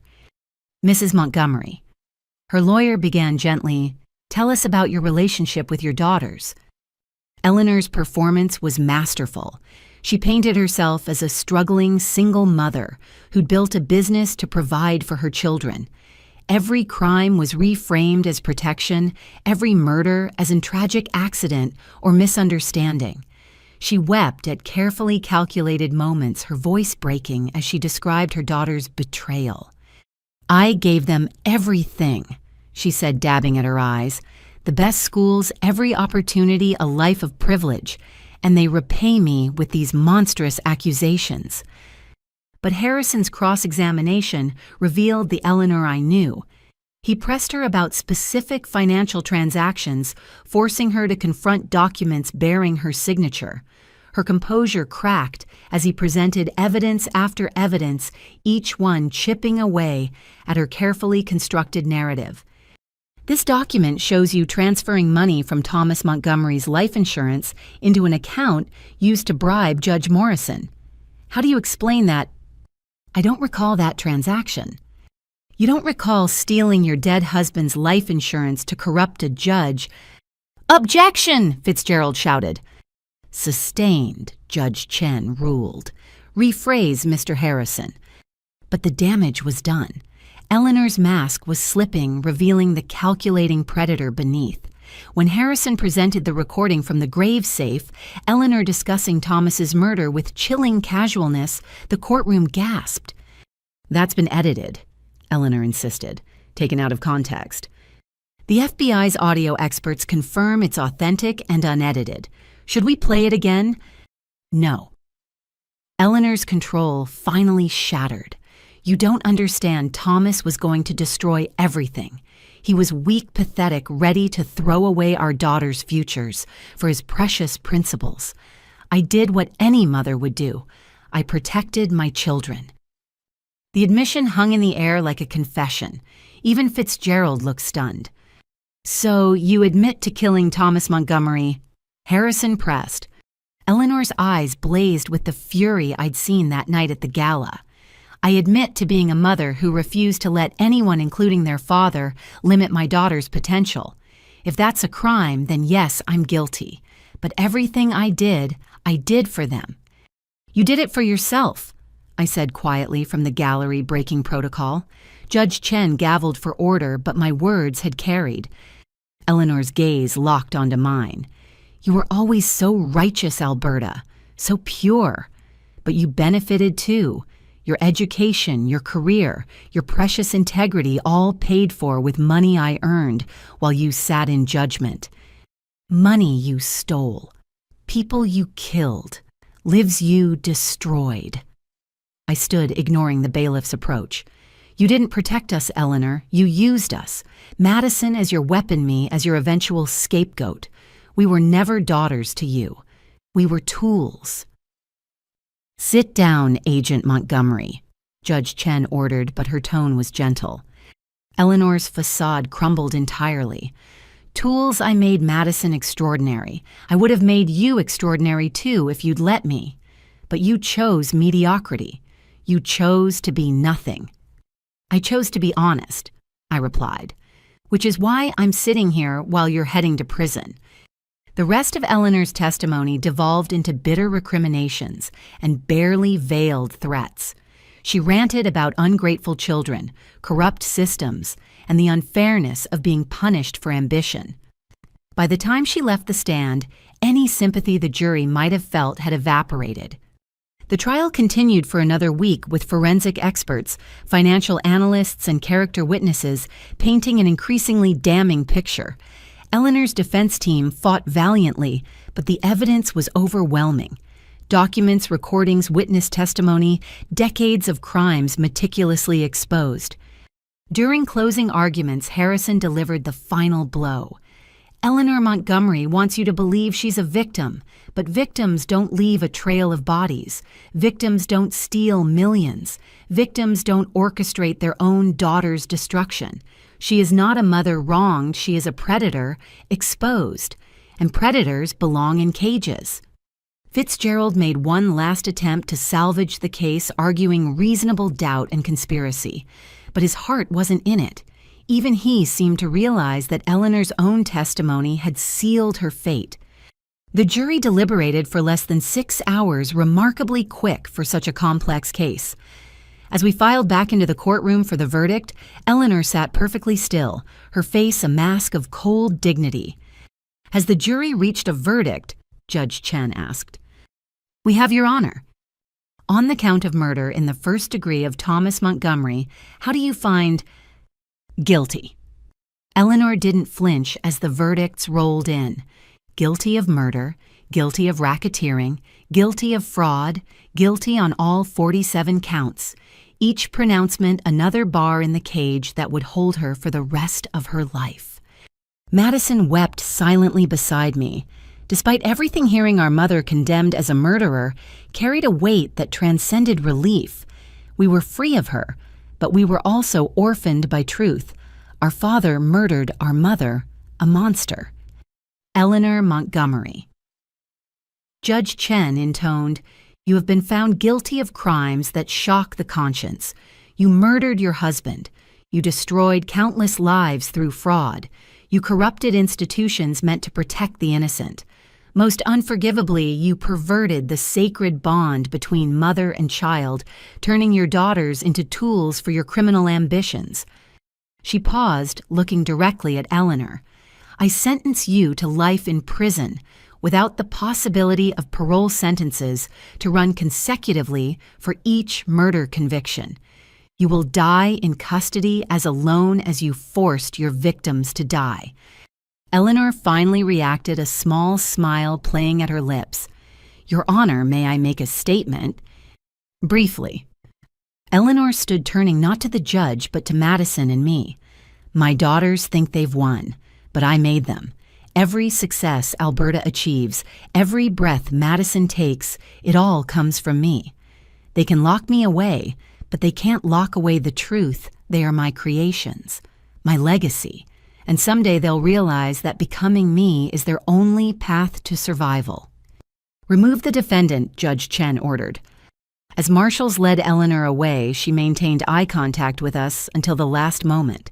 No remorse, no acknowledgement of guilt, just the cold satisfaction of a predator who'd marked her prey. Outside the courthouse, the media frenzy reached fever pitch. Harrison gave a brief statement about justice being served. Fitzgerald slipped away without comment, but the cameras focused on Madison and me, the daughters who'd brought down their own mother. "We have no statement," I said firmly. "Today isn't about us. It's about Eleanor's victims finally receiving justice." But one reporter shouted a question that stopped me cold. "What about your mother's final threat about you becoming like her?" I looked at Madison, seeing my own fears reflected in her eyes. Eleanor's words would haunt us, a poison pill delivered with her last breath of freedom. Were we her creations? Would her corruption eventually surface in us? "We are not our mother," I said finally. "We're the ones who stopped her. That's our legacy, not her crimes, but our choice to end them." As we walked away from the courthouse, Madison slipped her hand into mine. Two sisters finally free, but forever marked by the woman who'd given us life while trying to steal our souls. The reckoning was complete. Eleanor Montgomery would die in prison, her empire in ruins, her victims vindicated. But her final words lingered like a curse, reminding us that DNA carries more than physical traits. We were Eleanor Montgomery's daughters. The question now was, who would we choose to become? The pristine walls of ADX Florence, America's most secure federal prison, would be Eleanor Montgomery's final home. As news of her transfer spread, I sat in my Arlington apartment, my real one, not the FBI safe house, trying to process the strange emptiness that followed victory. Madison had been sentenced the week after Eleanor's trial. Thanks to her cooperation and genuine remorse, she received 8 years, with possibility of parole in 5. It was merciful compared to what she could have faced, but it was still prison, still consequence. "You did the right thing," Derek said, setting a cup of tea beside me. We'd been trying to rebuild our relationship after the revelation about his investigation. Trust came harder now, but love remained. I stared at the file in my lap, victim impact statements from Eleanor's crimes. 43 families destroyed, millions stolen, 7 confirmed murders. How is any of this right?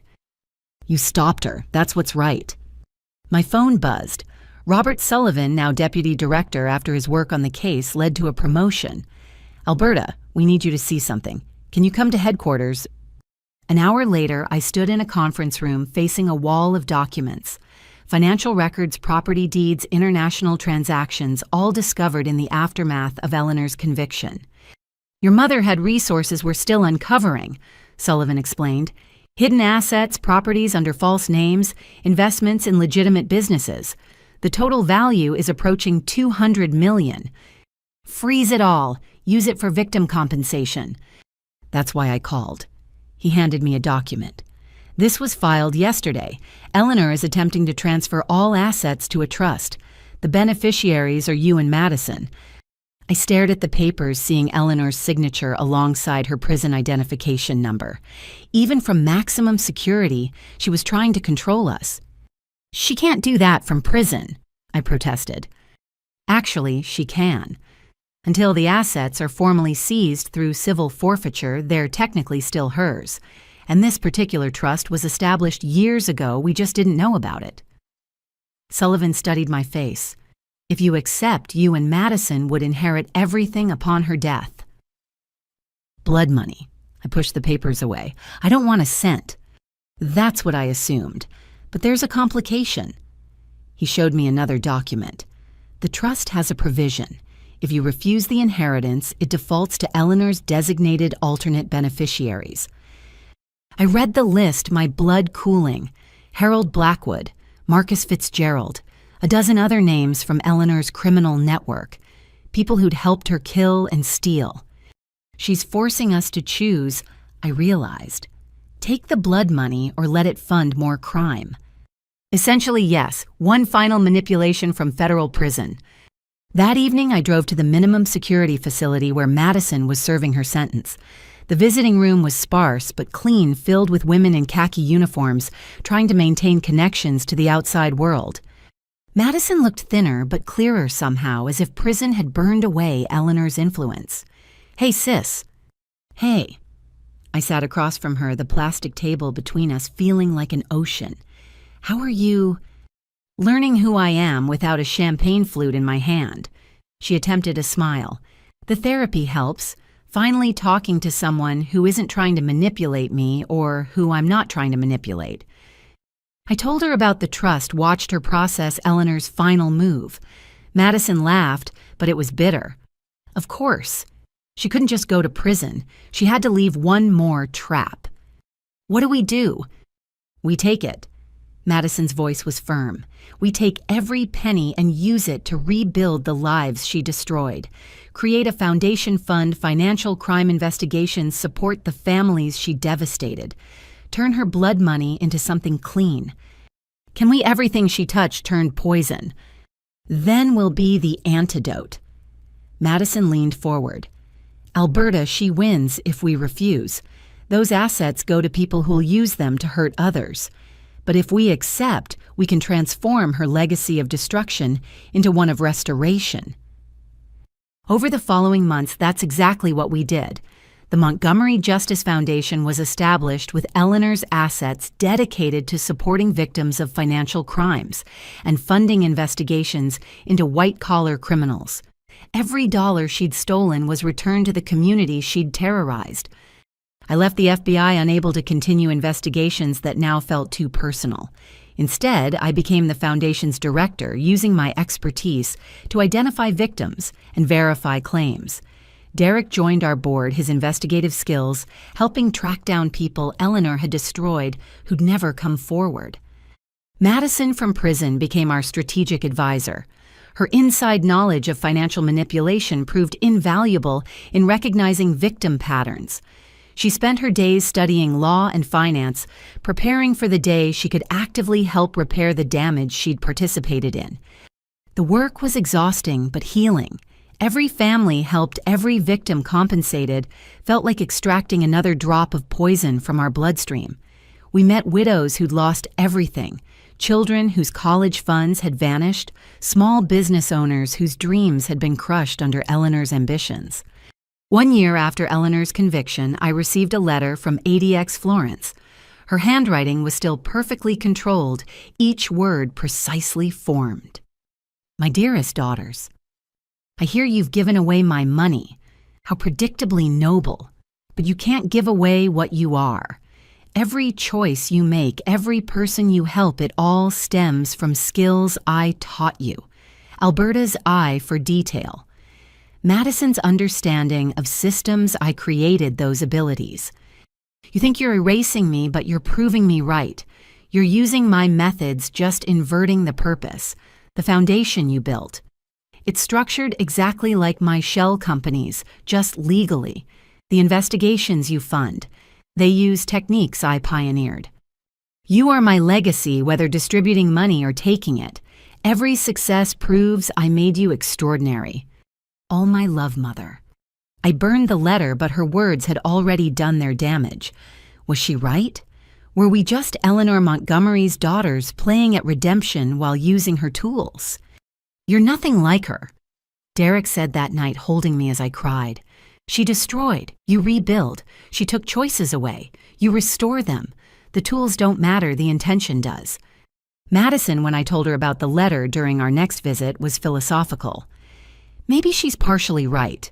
Maybe we are using what she taught us. So what a knife can kill or heal depending on whether you're a murderer or surgeon. We're choosing surgery. The foundation grew, expanding beyond financial crimes to support broader justice initiatives. We funded legal aid for those who couldn't afford representation, supported legislation to close loopholes Eleanor had exploited, created educational programs about financial literacy and fraud prevention.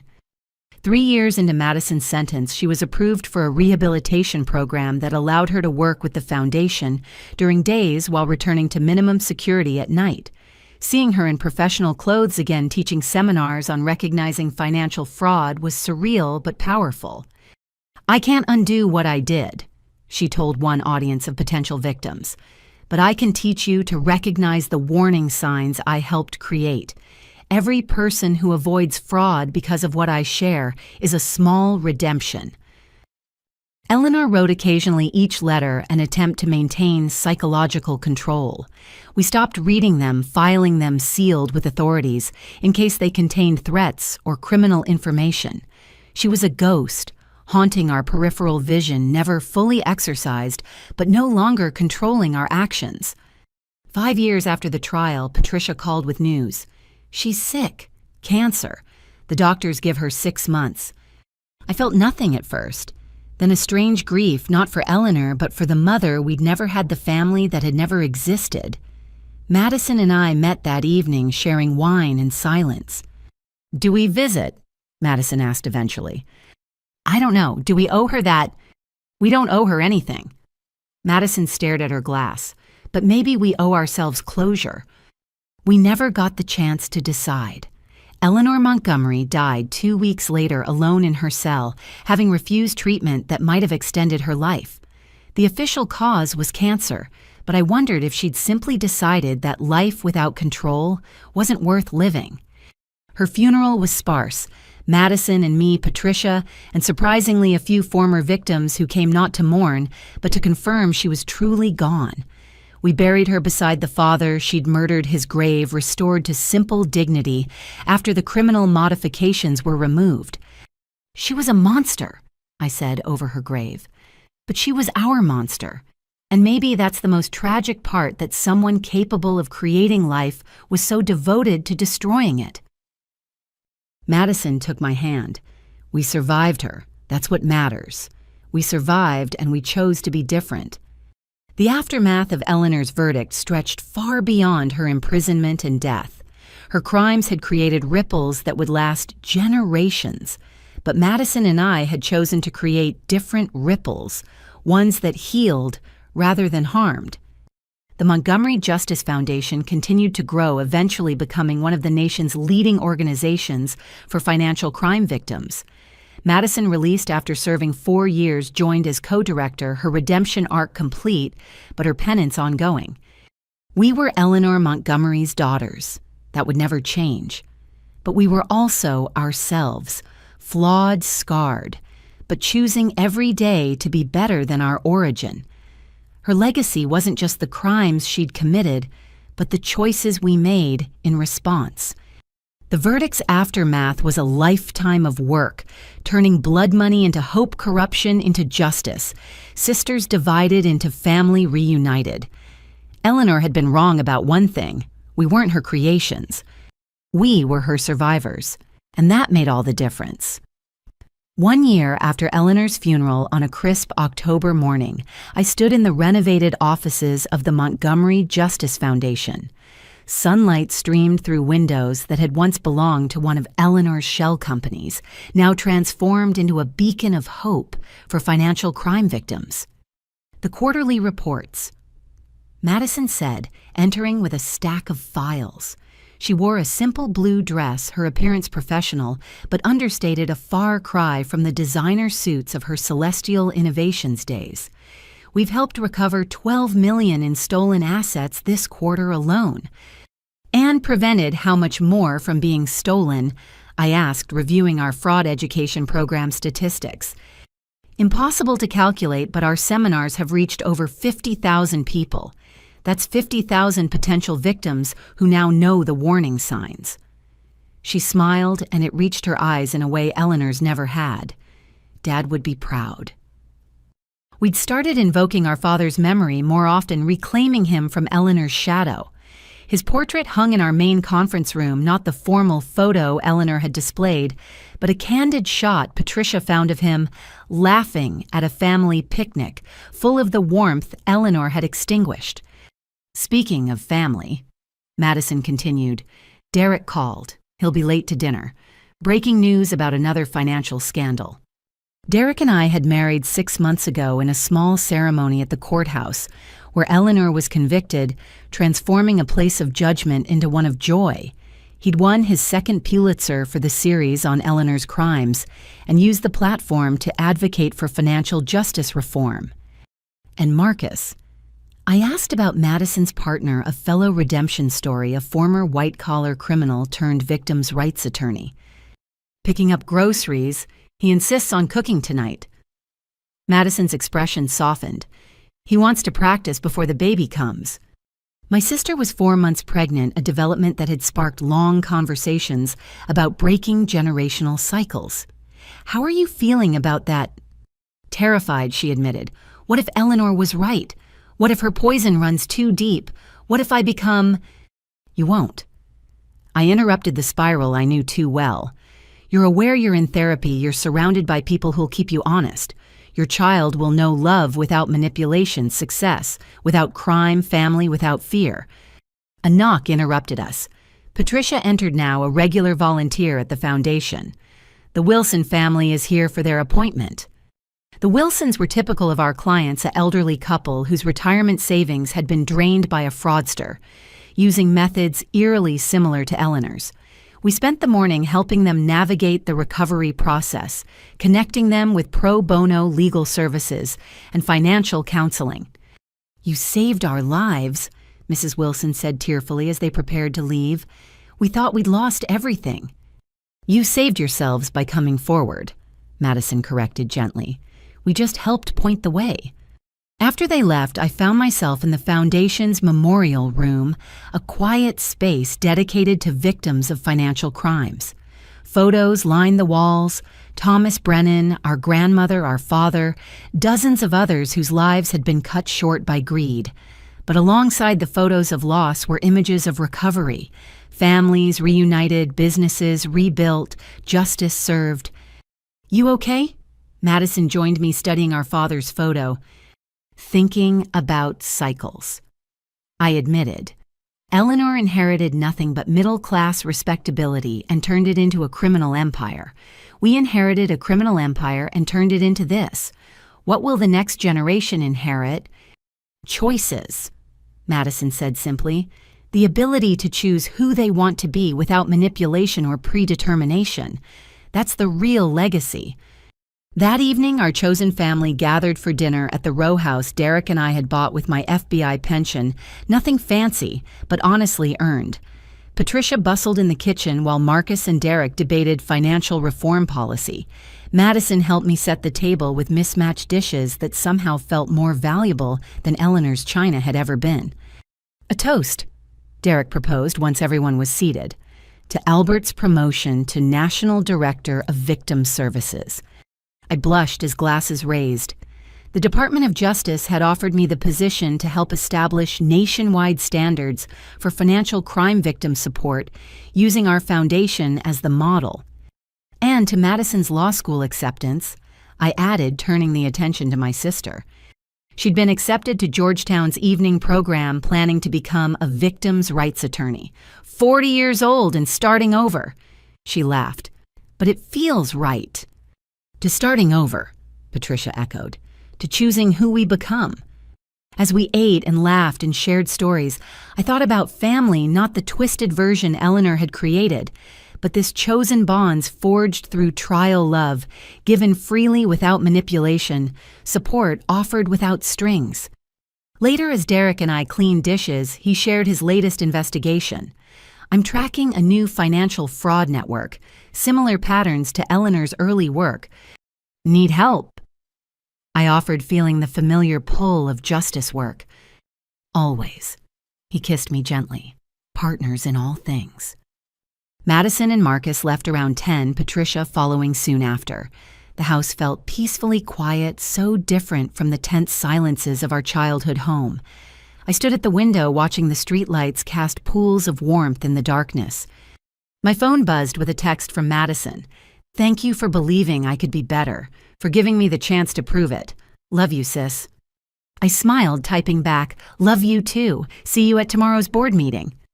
The Montgomery name would always carry weight in Washington, but we'd transformed its meaning. Where once it meant fear and corruption, now it stood for justice and redemption. We'd taken Eleanor's tools, attention to detail, understanding of systems, strategic thinking, and repurposed them for healing. 3 months later, at the Foundation's annual gala, I stood before a room of supporters, survivors, and advocates. The Grandview Hotel had offered their ballroom the same space where Eleanor's empire had crumbled, but we'd chosen a community center, instead, a place built on authentic foundations. 5 years ago, my mother was arrested in front of Washington's elite. I began my speech. Today, we gather not to celebrate power, but to honor resilience. Every person in this room has been touched by financial crime, as victims, advocates, or in my family's case, as perpetrators seeking redemption. I found Madison in the crowd, her hand resting on her growing belly, Marcus beside her with quiet pride. Eleanor Montgomery believed people were tools to be used and discarded. She was wrong. People are not tools. They're miracles of resilience capable of surviving the worst betrayals and choosing to trust again. You've taught us that. Your courage in coming forward, sharing your stories, rebuilding your lives, you've shown us what real strength looks like. The audience applauded, but I wasn't finished. My sister and I were raised by a monster who wore the mask of a mother. We could have let that define us, poison us, limit us. Instead, we chose to let it refine us. Every day we choose to be better than our origin. And every day you give us the privilege of helping in your journey toward justice and healing. Tonight I want to announce the Thomas Montgomery Memorial Scholarship, funded by anonymous donors who wish to honor my father's memory. by supporting children who've lost parents to violent crime. Because healing happens not just through justice, but through opportunity. As I left the podium, I was surrounded by survivors sharing their stories, their progress, their hope. Madison joined me, and together we listened, learned, and offered what support we could. Near midnight, as the gala wound down, we stood outside looking at the stars, something we'd never done as children, too focused on Eleanor's demands to notice the sky. "Think she knew?" Madison asked quietly. "At the end, do you think Eleanor understood what she'd lost?" "I don't know," I admitted. "I'm not sure she was capable of understanding love without possession success, without destruction. But maybe that's the saddest part. She had 2 daughters who could have loved her, and she chose control instead." "Her loss," Madison said firmly, "our gain." A year later, Madison graduated law school with honors while balancing motherhood and foundation work. Her daughter Sarah, named for the grandmother we'd never really known, took her first steps in the foundation offices, surrounded by people choosing redemption over revenge. I accepted the Department of Justice position working to establish national standards that would prevent future Eleanor Montgomerys from operating in shadows. Derek's investigations continued to expose financial predators, each article a small victory against corruption. Patricia published a memoir about surviving Eleanor donating proceeds to the foundation. Marcus opened a legal clinic for financial crime victims. Our circle of healing expanded daily ripples of redemption, spreading far beyond what Eleanor's crimes had ever reached. 10 years after that night at the gala, I stood again at our father's grave this time, with Madison, her children, Derek, and our extended chosen family. We'd established a tradition of visiting on his birthday, celebrating the man he'd been, rather than mourning how he'd died. "Hi, Dad," Madison said softly, placing fresh flowers by his headstone. "We wanted you to meet your grandchildren. Sarah's 8 now, and Thomas just turned 5. They know all about you, the real you, not Eleanor's version." Sarah stepped forward, a serious child with Madison's eyes and our father's gentle smile. "Grandpa, Mom says you like jazz. I'm learning saxophone. Maybe I can play for you sometime."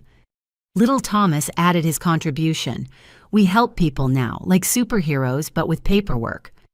Everyone laughed, the sound bright and healing in the cemetery's peace. We shared stories, memories, dreams for the future. The children played among the headstones, transforming a place of death into one of life. As we prepared to leave, I noticed a small plaque someone had placed near Eleanor's grave. "Here lies a lesson in how not to live." I didn't know who'd put it there. Maybe a victim, maybe a philosopher, maybe just someone who understood that even monsters could teach through negative example. "Ready?" Derek asked, taking my hand. I looked around at my family blood and chosen scarred but whole proof that love could triumph over manipulation. Madison caught my eye and smiled her face, reflecting the same peace I felt. "Ready," I confirmed. We walked away together, leaving the past buried while carrying its lessons forward. The Montgomery legacy continued not Eleanor's empire of lies, but our foundation of truth. Not her isolation, but our community. Not her hunger for control, but our commitment to justice. In the end, that was our new beginning. The daily choice to be better than where we came from, to heal rather than harm, to love rather than manipulate. Eleanor had given us life, then tried to steal it back. But we'd survived, thrived, and transformed her poison into medicine for others. The cycle was broken. The new beginning was now. And every day, we chose to make it better. To everyone watching who's ever felt trapped by family expectations or crushed by someone else's ambitions, I said, looking directly into Derek's camera as he filmed one final segment, "You are not defined by the worst things done to you. You are not limited by the crimes of those who came before. You have the power to choose who you become." That's the most important lesson Eleanor Montgomery never learned, and the one my sister and I live by every day. I paused, thinking of all the survivors we'd met, all the lives touched by our foundation's work. So here's my question for you. What will you choose to do with your pain? Will you let it define you, or will you transform it into purpose? If Madison and I could turn our mother's criminal empire into a force for justice, what transformation is waiting in your own story? Thank you for following our journey. If you or someone you know has been affected by financial crime, please don't suffer in silence. Reach out to law enforcement, to victim services, to organizations like ours. You deserve justice, and you deserve healing. If this story resonated with you, please like and subscribe to help others find it. Share it with someone who needs to know they're not alone. And comment below with your own thoughts on breaking negative cycles. Your insights might be exactly what another survivor needs to hear. From the Montgomery Justice Foundation and from our family to yours, remember you are stronger than those who tried to break you. Choose healing. Choose justice. Choose hope. The camera light blinked off and Derek lowered his equipment. "Perfect," he said softly. Madison squeezed my shoulder. "Think it'll help people?" "If it helps even one person find the courage to escape their own Eleanor," I replied, "then it's worth it." As we packed up the equipment, Sarah and Thomas ran over full of energy and innocence. They would grow up knowing their family's story not as a burden, but as a reminder that people can change, that justice is possible, that love is stronger than manipulation. "Ice cream," Marcus suggested, gathering his family.